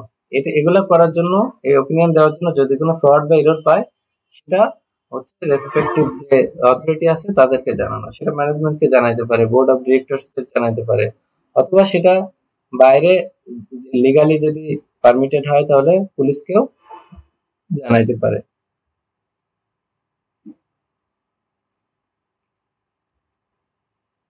আচ্ছা, এখন যদি অডিটররা ফ্রড পায়, ঠিক আছে, অডিটররা যদি ফ্রড পায় তাদের অডিটের কাজ করার জন্য, তাহলে কাদেরকে জানাবে, ঠিক আছে। যদি ফ্রড ডিসকভার হয় যে না এখানে ফ্রড হয়েছে, অথবা তারা যে ফ্রড সাসপেক্ট করে যেখানে ফ্রড হতে পারে, তাহলে তারা ম্যানেজমেন্টকে জানাবে। কিন্তু যদি এই যে দোষ চার্জ উইথ গভর্নেন্স, একটা প্রতিষ্ঠানের দোষ চার্জ উইথ গভর্নেন্স হয় যে প্রতিষ্ঠানের ওটা টপ ম্যানেজমেন্ট, যেমন কোম্পানির ক্ষেত্রে বোর্ড অফ ডিরেক্টরস কে বলা হয় চার্জ উইথ গভর্নেন্স। কোনো একটা ট্রাস্টের ক্ষেত্রে ট্রাস্টি বোর্ডকে বলা হয় দোজ চার্জ উইথ গভর্নেন্স, মানে যারা ওই প্রতিষ্ঠানটা পরিচালনার জন্য সবচেয়ে বেশি হচ্ছে মানে দায়িত্ব যাদের, যেমন বোর্ড অফ দ্য ডিরেক্টরস এর সবচেয়ে বেশি রেসপন্সিবল। একটা কোম্পানিতে যত কিছু হোক বোর্ড অফ দ্য ডিরেক্টরদের কিন্তু ধরবে কারা, যারা মালিক তারা। এখন দোজ চার্জ উইথ গভর্নেন্স কে কখন জানাবে, যখন হচ্ছে unless all those charged with governance are involved in managing the entity, যদি সব মানে দোষ চার্জ উইথ গভর্নেন্স ম্যানেজমেন্টের মধ্যে না থাকে, মনে করেন যে বোর্ড অফ দ্য ডিরেক্টর সবাই যদি ম্যানেজমেন্টের মধ্যে না থাকে, বা 10 জন বোর্ড অফ দ্য ডিরেক্টরস আছে, তাহলে 10 জন দোষ চার্জ উইথ গভর্নেন্স। এই 10 জনের মধ্যে 5 জন ম্যানেজার হিসেবে কাজ করে, ম্যানেজমেন্টে কাজ করে, আর 5 জন কিন্তু কাজ করে না। তাহলে বাকি 5 জনকে অবশ্যই আপনার ম্যানেজমেন্টকে আপনি জানাবেন। সাথে সাথে বাকি যে 5 জন বোর্ড অফ দ্য ডিরেক্টরস আছে, যাদেরকে দোষ চার্জ গভর্নেন্স বলা হয়, তাদেরকেও আপনি জানাবেন। আর থার্ড পার্টিস বা হচ্ছে রেগুলেটরি, যেমন আইসিএবি কে আপনি জানাইতে পারেন, বা হচ্ছে আপনি দুদককে জানাইতে পারেন, এনফোর্সমেন্ট অথরিটি। কখন? যখন হচ্ছে আপনি লিগালি পারমিট করেন, ঠিক আছে? আপনি আপনার যখন রেসপন্সিবিলিটি চলে আসে যে না, তাদেরকে জানাতে হবে। কেমন? যদি মানি লন্ডারিং হয়, বাংলাদেশ থেকে যদি কোনো একটা কোম্পানি, এক্সপোর্টার কোম্পানি, তারা হচ্ছে ওভার ইনভয়েসিং এর মাধ্যমে বা আন্ডার ইনভয়েসিং এর মাধ্যমে যদি দেশ থেকে টাকা বিদেশে পাচার করে, মানি লন্ডারিং হয়, তাহলে আপনি বাংলাদেশ ব্যাংকে জানাইতে পারেন, দুদককে জানাইতে পারেন। ঠিক আছে? আচ্ছা, তাহলে আমরা মোটা দাগে এখানে ফ্রড যদি আপনি পান বা ফ্রড সাসপেক্ট করেন, তাহলে ম্যানেজমেন্টকে জানাতে হবে, দোষ চার্জ গভর্নেন্সকে জানাতে হবে যদি এরা ম্যানেজমেন্টের মধ্যে না থাকে, এবং থার্ড পার্টি বা রেগুলেটর বা এনফোর্সমেন্ট অথরিটিকে জানাতে পারেন যখন আপনি এটা responsible. If fraud and error causes the financial statement do not give a true and fair view and there is a fundamental uncertainty, it should be included in the auditor's report in the usual way, thereby notifying the shareholder. এখন আপনার fraud এবং error আপনি পেয়েছেন, সেটা তাহলে কি audit ওপিনিয়নে আসবে কিনা? আমরা উপরে দেখলাম যে কাদেরকে আপনি জানাবেন, মৌখিক হোক লিখিত হোক, এদেরকে আপনি জানাবেন যে এখানে ফ্রড হয়েছে বা ফ্রড হতে পারে। কিন্তু আপনার কাজটা হচ্ছে ওপিনিয়ন দেওয়া অডিট রিপোর্টের মাধ্যমে। এখন অডিট রিপোর্টে ওপিনিয়ন আপনি কখন দিবেন? ফ্রড রিলেটেড, যখন এই ফ্রডের পরে ম্যাটেরিয়াল মিস স্টেটমেন্ট হবে। যদি ম্যাটেরিয়ালি মিস স্টেটমেন্ট না হয়, তাহলে আমরা কিন্তু অডিট ওপিনিয়নে নিয়ে আসবো না বা অডিট রিপোর্টে এটা দিব না। বাংলাদেশে কি কি টাইপের ফ্রড হয় দেখেন: miss appropriation of assets and fraudulent financial reporting, mainly এই দুইটার মধ্যে সবচেয়ে বেশি হয় হচ্ছে fraudulent financial reporting। এটা হচ্ছে 80% হচ্ছে fraudulent financial reporting এর মাধ্যমে। আমরা আর্নিংস ম্যানেজমেন্টের কথা জানি, ক্রিয়েটিভ অ্যাকাউন্টিং এর কথা জানি, যে অ্যাকাউন্টিং এর এই যে তথ্য বিকৃতি করে আমাদের নেট প্রফিট বাড়ায় দেখানো বা হচ্ছে কমায় দেখানো, আমাদের দায় কমায় দেখানো, এগুলো হচ্ছে fraudulent financial। আমাদের রিপোর্টটা তৈরি করছি, এটা হচ্ছে সঠিক রিপোর্ট না, এটার মাধ্যমে কিন্তু ফ্রড হতে পারে। আর মিস অ্যাপ্রোপ্রিয়েশন অফ অ্যাসেট, যেমন আমাদের ক্যাশ আছে কম বেশি দেখানো, বা ইনভেন্টরি বা ফিক্সড অ্যাসেট চুরি হতে পারে। ঠিক আছে? রেভিনিউ যদি আমরা বেশি দেখাই, সেটা ফাইন্যান্সিয়াল রিপোর্টিং এর মাধ্যমে, ফ্রডুলেন্ট ফাইন্যান্সিয়াল রিপোর্টিং এর মধ্যে পড়বে। যদি আমরা ব্যয় কমায় দেখাই, তাহলে এটা একটা ফ্রড এবং এটা ফ্রডুলেন্ট ফাইন্যান্সিয়াল রিপোর্টিং এর মধ্যে পড়বে। আরো কিভাবে হতে পারে? করাপশন হতে পারে। যেমন যদি কেউ হচ্ছে এমপ্লয়ি যদি ইলিগাল গেইন করে, নিজের কারো কাছে যদি হচ্ছে বা কারো কাছে বিক্রি করে কন্ট্রাক্ট করলো যে আমাকে তুমি টাকা দিবা, প্রতিষ্ঠানের বাইরে যে সে কন্ট্রাক্ট করলো, তোমাকে আমি কম দামে পণ্য দিচ্ছি, তুমি আমাকে কিছু টাকা দিবে, এটা হচ্ছে করাপশন বা ব্রাইবেরির মধ্যে পড়ে। ম্যানেজমেন্ট ওভাররাইড করতে পারে, যেমন ইন্টারনাল কন্ট্রোল মানে বাইপাস করে এরা পার্সোনাল বেনিফিট নিতে পারে, যেমন ফ্রডুলেন্ট ডিসক্লোজার বা অমিশন থাকতে পারে। রিলেটেড পার্টি ট্রানজাকশন, যেমন হচ্ছে যদি কোনো কোম্পানির ডিরেক্টর তার ভাইয়ের কাছ থেকে র ম্যাটেরিয়াল বেশি দামে কিনলো, তার ভাইয়ের একটা কোম্পানি আছে র ম্যাটেরিয়ালে, তার কাছ থেকে বেশি দামে কিনলো, এটা হচ্ছে রিলেটেড পার্টি। রিলেটেড পার্টি ট্রানজাকশনের ক্ষেত্রে কিন্তু ফ্রড হয়। ফ্রড এররের ক্ষেত্রে প্রিভেন্টিভ মেজার কি কি, ম্যানেজমেন্ট এবং অডিটর কি কি কাজ করলে ফ্রড এবং এরর কম হয়, সেটা হচ্ছে প্রিভেন্টিভ মেজার্স। এক হচ্ছে strong internal control system implement করবে, এটা কি করবে? ম্যানেজমেন্ট করবে। দুই হচ্ছে প্রপার ডকুমেন্টেশন এবং রেকর্ড কিপিং করবে ম্যানেজমেন্ট, যে এবং অডিটর দুজনেই প্রপার ডকুমেন্টেশন এবং রেকর্ড মেনটেন করবে। অডিট প্রোগ্রাম এবং অডিট প্ল্যান পারফেক্টলি করতে হবে। অডিট করতে হবে প্রোগ্রাম অনুযায়ী, আগে প্রোগ্রাম সেট করে নিতে হবে, তারপরে অডিট করতে হবে, এবং অডিট প্ল্যানের উপর গুরুত্ব দিতে হবে। সারপ্রাইজ চেক করতে হবে, হঠাৎ করে যে ক্যাশে যে আমার ক্যাশ এত আছে, হঠাৎ করে ক্যাশ গুলা গুনে দেখা যায়। ঠিক আছে? ফিজিক্যাল ভেরিফিকেশন, যে আমার এখানে একটা অ্যাসেট দেওয়া আছে, কাউকে কিছু না বলে সেই অ্যাসেটটা চেক করতে চাওয়া। ম্যানেজমেন্ট সুপারভিশন করতে হবে বা রোটেশন অফ ডিউটি, এক দায়িত্ব, যেমন হচ্ছে আমি যদি কাউকে পেমেন্ট করি, তাহলে একজন চেক লিখবে, আরেকজন সেটা অ্যাপ্রুভ করবে। ঠিক আছে? এক দায়িত্ব দুইজনকে দেওয়া, মানে যেখানে একজন ওয়ান স্টপ সার্ভিস করা যাবে না। ওয়ান স্টপ সার্ভিস হচ্ছে কন্ট্রোল থাকবে না।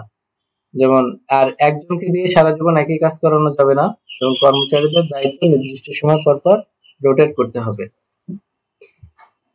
আর প্রম্পট কারেক্টিভ অ্যাকশন হচ্ছে যদি কোথাও কোনো ফ্রড পাওয়া যায় বা ফ্রড পাওয়া যায় তাহলে পানিশমেন্ট নিশ্চিত করা এবং সেটা যাতে আর না হয় সাথে সাথে অ্যাকশন নেওয়া যাতে ছোট থেকে বড়টা না হতে পারে। টেকনোলজি ইউজ করা এবং কন্ট্রোল সিস্টেম ডেভেলপ করা এবং যারা এমপ্লয়ি আছে তাদেরকে এথিক্যালি অ্যাওয়ার করা, ট্রেনিং দেওয়া, তাহলে হচ্ছে আমাদের ফ্রড এরর কম হবে। ফ্রড এরর থেকে কয়েকটি এমসিকিউ দেখে আসি। অ্যাকাউন্টিং এ এরর বলতে কি বোঝায়? ফ্রডুলেন্ট আনইনটেনশনাল মিস্টেকস, এটা হচ্ছে এরর। ফ্রড কি?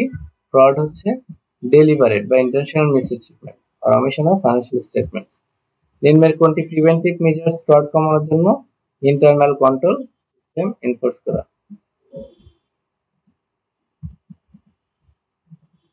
আপনারা এই এমসিকিউ যখন পড়বেন অ্যান্সার দেওয়ার আগে নিজেরা চেষ্টা করবেন, নিজেরা একটা অ্যান্সার সেট করবেন, তারপরে ভিডিও পজ করে নিজেরা একটা অ্যান্সার সেট করবেন, তারপরে আপনারা অ্যান্সার গুলো দেখবেন। অডিটর সাধারণত ফ্রড এবং এরর ডিটেক্ট করতে কোন টেকনিক ব্যবহার করে? সেটা হচ্ছে ভাউসিং, রিক্যালকুলেশন, অবজারভেশন, আমাদের যে টেকনিক গুলো ছিল সেগুলো আসলে ফ্রড এরর ডিটেক্ট করতে ব্যবহার করে। মিস অ্যাপ্রোপ্রিয়েশন অফ অ্যাসেট কি ধরনের অ্যাক্টিভিটি? এটা একটা ফ্রড। আমরা দেখেছি ফ্রডের টাইপের মধ্যে মিস অ্যাপ্রোপ্রিয়েশন অফ অ্যাসেট এবং ফ্রডুলেন্ট ফাইন্যান্সিয়াল স্টেটমেন্টস, এই দুটা মেইন ছিল। ফ্রড বা এরর ডিটেক্ট করার পরে অডিটর কি করে? অডিটর রিপোর্ট প্রিপেয়ার করে ম্যানেজমেন্ট বা স্টেকহোল্ডারকে ইনফর্ম করে। আর যদি ম্যাটেরিয়ালি মিসস্টেটেড হয় ফ্রড বা এরর, তাহলে কিন্তু আমাদের অডিট রিপোর্টেও আসবে। অডিটের বিভিন্ন মোড আছে, যে মোডগুলা মোড মানে হচ্ছে ধরন, কোন কোন অডিট হয় সেগুলা। এক হচ্ছে স্ট্যাটিউটরি অডিট, যেটা ফাইন্যান্সিয়াল স্টেটমেন্টের উপরে এবং বাধ্যতামূলক, কোম্পানি আইন দ্বারা এটা বাধ্যতামূলক করা হয়েছে যে এটা অবশ্যই করতে হবে, এটা করা বাধ্যতামূলক। যদি কোম্পানি অডিট না করে বার্ষিক অডিট, তাহলে তাদের পানিশমেন্টের ব্যবস্থা আছে। এটা করতে হবে আইএসএ এবং আইসিএবি অনুযায়ী, এবং company act, bank company act, insurance act এটাকে বাধ্যতামূলক করেছে। ভলান্টারি অডিট, আপনার অডিট বাধ্যতামূলক না, কিন্তু আপনি চাইলে করতে পারেন, ঠিক আছে? আপনার না করলে কোনো সমস্যা নেই। পার্টনারশিপ ফার্মের ক্ষেত্রে ভলান্টারি অডিট করতে দেখা যায়। নিজেদের ইনফরমেশনের ক্রেডিবিলিটি তৈরি করার জন্য, লোন নেওয়ার জন্য অনেক সময় সিএ ফার্ম দ্বারা বাধ্যতামূলক না হলে অডিট করে। ইন্টারনাল অডিট, এটা হচ্ছে এই যে ম্যানেজমেন্টের যে ইন্টারনাল কন্ট্রোল সিস্টেম, এটা আসলে ঠিক আছে কিনা। আমাদের এক্সটার্নাল অডিট করার আগে আমাদের কোথায় কোথায় ত্রুটি আছে, ম্যানেজমেন্ট আরো কি করলে ভালো করতে পারবে, কোথায় এরর ফ্রড হচ্ছে, কোথায় প্রবলেম আছে, সেটা জানার জন্য আমাদের কিন্তু ইন্টারনাল অডিট করা হয়। এক্সটার্নাল অডিট হচ্ছে আমাদের স্ট্যাটিউটরি অডিট বা বাইরের সিএ ফার্ম দ্বারা, যে ইন্ডিপেন্ডেন্ট প্র্যাকটিশনার দিয়ে যেটা করি সেটা হচ্ছে এক্সটার্নাল অডিট। এক্ষেত্রে ইন্ডিপেন্ডেন্ট ওপিনিয়ন প্রদান করা হয় এবং আইএসও অনুযায়ী করা হয়। গভর্নমেন্ট অডিটের ক্ষেত্রে সিএজি অডিট করে কন্ট্রোলার অ্যান্ড অডিটর জেনারেলের মাধ্যমে, যে গভর্নমেন্ট ইনস্টিটিউশন গুলো আছে এবং স্বায়ত্তশাসিত প্রতিষ্ঠানগুলো আছে। আর কন্টিনিউয়াস অডিটের ক্ষেত্রে হচ্ছে এক বছরে একটা অডিট রিপোর্ট শেষ করে যে দিবে এরকম না, নিয়মিত ভাবে অডিট চলতেই থাকে। অ্যাকাউন্টিং রেকর্ড এটা চলতেই থাকে। বড় ধরনের ম্যানুফ্যাকচারিং অর্গানাইজেশন যেগুলো আছে বা ব্যাংক আছে, এদের কিন্তু অডিট চলতেই থাকে। এটা হচ্ছে ফ্রড এরর ধরার জন্য এটা বেশি কার্যকর। আর কস্ট অডিট, আমরা কস্ট অ্যাকাউন্টিং পড়েছি। আমাদের উৎপাদনকারী যে প্রতিষ্ঠানগুলা, সেগুলোর আসলে কস্ট যে সিস্টেম সেটা ঠিক আছে কিনা সেটা জানার জন্য, কস্টের রেকর্ড গুলা আমাদের সঠিকভাবে আছে কিনা, বা কস্টের স্টেটমেন্ট যেটা ব্যয় বিবরণী আমরা তৈরি করি সেটা জানার জন্য আমাদের কিন্তু কস্ট অডিট করি। আর এখানে অডিটরসদের রেসপন্সিবিলিটি দেওয়া আছে, যে অডিটরসদের কি কি অডিটরদের আসলে অডিট করতে যে রেসপন্সিবিলিটি কি এবং ম্যানেজারদের রেসপন্সিবিলিটি কি আমরা জানছি। অডিটরদের রেসপন্সিবিলিটি কি আমরা দেখে আসি। অডিট পরিচালনা করা কি অনুযায়ী? আইসা অনুযায়ী এবং আইসিএবি স্ট্যান্ডার্ড অনুযায়ী।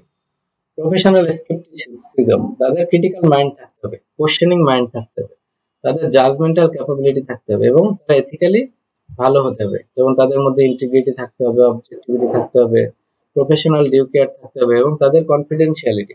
একজনের তথ্য কিন্তু আপনি অডিটর মানে একটা প্রতিষ্ঠানের নারী নক্ষত্র আপনি জানেন। এখন ওই তথ্য নিয়ে আপনি শেয়ার বাজারে ইনভেস্ট করবেন, বা তাদের তথ্য নিয়ে আপনি আরেকজন, তাদের কম্পিটিটর যারা আছে, আপনি স্কয়ার ফার্মাসিউটিক্যালস এর তথ্য নিয়ে আপনি বেক্সিমকো ফার্মাসিউটিক্যালস এর কাছে দিলেন যে তারা এখান থেকে কম দামে র ম্যাটেরিয়াল নিয়ে আসে, এটা কিন্তু কনফিডেন্সিয়ালিটি ব্রেক হবে। তো কনফিডেন্সিয়ালিটি অবশ্যই মেনটেন করতে হবে।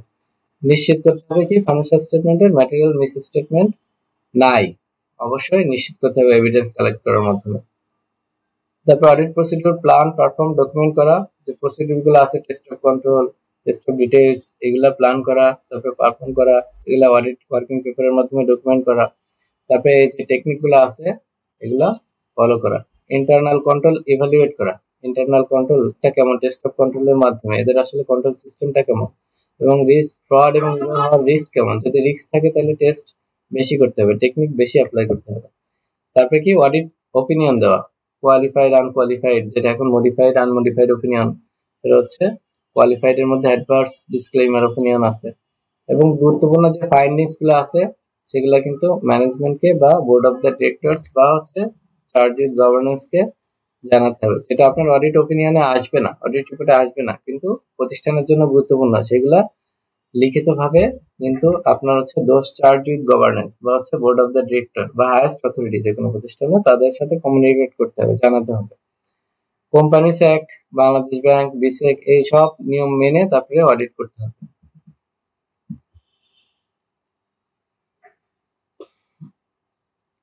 এখানে হচ্ছে আপনার স্ট্যাটিউটরি অডিটের ক্ষেত্রে অর্থাৎ বার্ষিক যে ফাইন্যান্সিয়াল স্টেটমেন্টস অডিটের ক্ষেত্রে কোম্পানি অ্যাক্ট অনুযায়ী যাদের কোম্পানি গঠিত তাদের ক্ষেত্রে এক্সটার্নাল অডিটর যারা আমরা স্ট্যাটিউটরি অডিট বলি তাদের ক্ষেত্রে যে দায়িত্ব সেটা বলা আছে, ইন্ডিপেন্ডেন্ট অডিট অপিনিয়ন প্রদান করা এবং যে অ্যাকাউন্টস অর্থাৎ ফাইন্যান্সিয়াল স্টেটমেন্টস এটা ট্রুথ এবং ফেয়ারনেস সম্পর্কে মতামত প্রকাশ করা।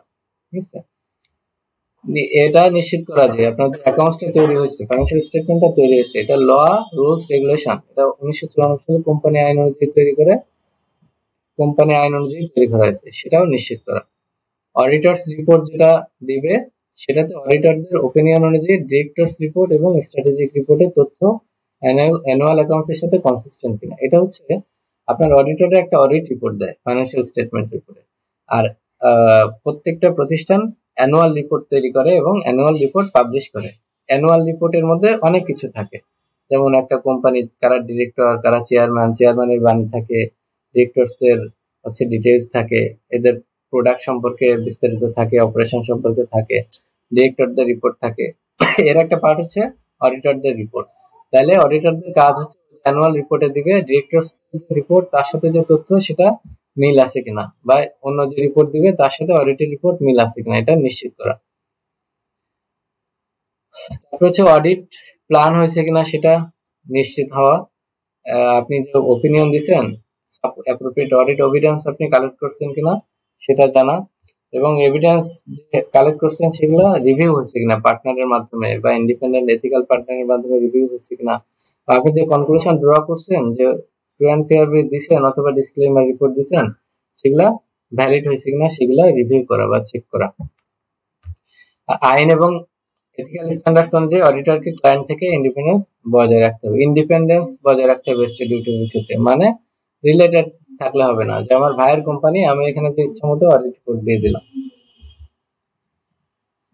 এখানে কিছু 3 স্টার দিয়ে আমরা আজকে যেগুলো পড়েছি তার মধ্যে ইম্পর্টেন্ট টপিক গুলো দিয়েছি।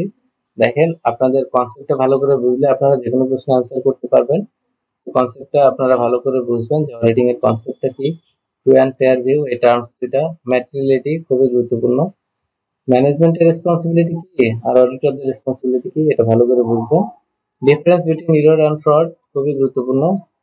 রেসপন্সিবিলিটি অফ ম্যানেজমেন্ট আর অডিটরস রিগার্ডিং ফ্রড, এই ম্যানেজমেন্টের ফ্রড আপনার প্রিভেন্ট করার ক্ষেত্রে বা ফ্রড ডিটেক্ট করার ক্ষেত্রে ম্যানেজমেন্টের রেসপন্সিবিলিটি কি, অডিটরসদের রেসপন্সিবিলিটি কি সেটা ভালো করে বুঝবেন। আমাদের যে প্রসিডিউর আছে বিশেষ করে এই তিনটা ভালো করে আপনারা আয়ত্ত করবেন। আর মোডস অফ অডিট আছে, আমাদের বিভিন্ন টাইপের যে ধরনের অডিট আছে এগুলো সম্পর্কে বেসিক ধারণা রাখবেন। আরো কিছু ইম্পর্টেন্ট লাইন এখানে আপনাদের দিয়ে দিয়েছি, আপনারা এগুলো পড়ে নেবেন। আমাদের আজকে যে পড়ালেখা এর মধ্যে থেকে সবচেয়ে গুরুত্বপূর্ণ লাইনগুলো এখানে দিয়ে দিয়েছি, এগুলো আপনারা অবশ্যই মিস দিবেন না, এগুলো টুটুস্থ রাখবেন। আজকের ক্লাস এ পর্যন্ত শেষ করছি। অডিটের আমাদের আর একটা ক্লাস বাকি আছে, নেক্সট ক্লাসে আমরা অডিট শেষ করে তারপর আমরা ট্যাক্সেশনে যাব। সে পর্যন্ত সবাই ভালো থাকেন। যদি কারো কোনো প্রশ্ন থাকে, কোনো কিছু না বুঝতে পারেন বা আপনাদের কোনো কিছু জানার থাকে তাহলে অবশ্যই ভিডিওর নিচে কমেন্ট করবেন, আপনাদের কমেন্টগুলো আমি পড়ি কমেন্টগুলো পড়ে সে অনুযায়ী স্টেপ নিব বা রিপ্লাই দিব। সে পর্যন্ত সবাই ভালো থাকেন। আল্লাহ হাফেজ।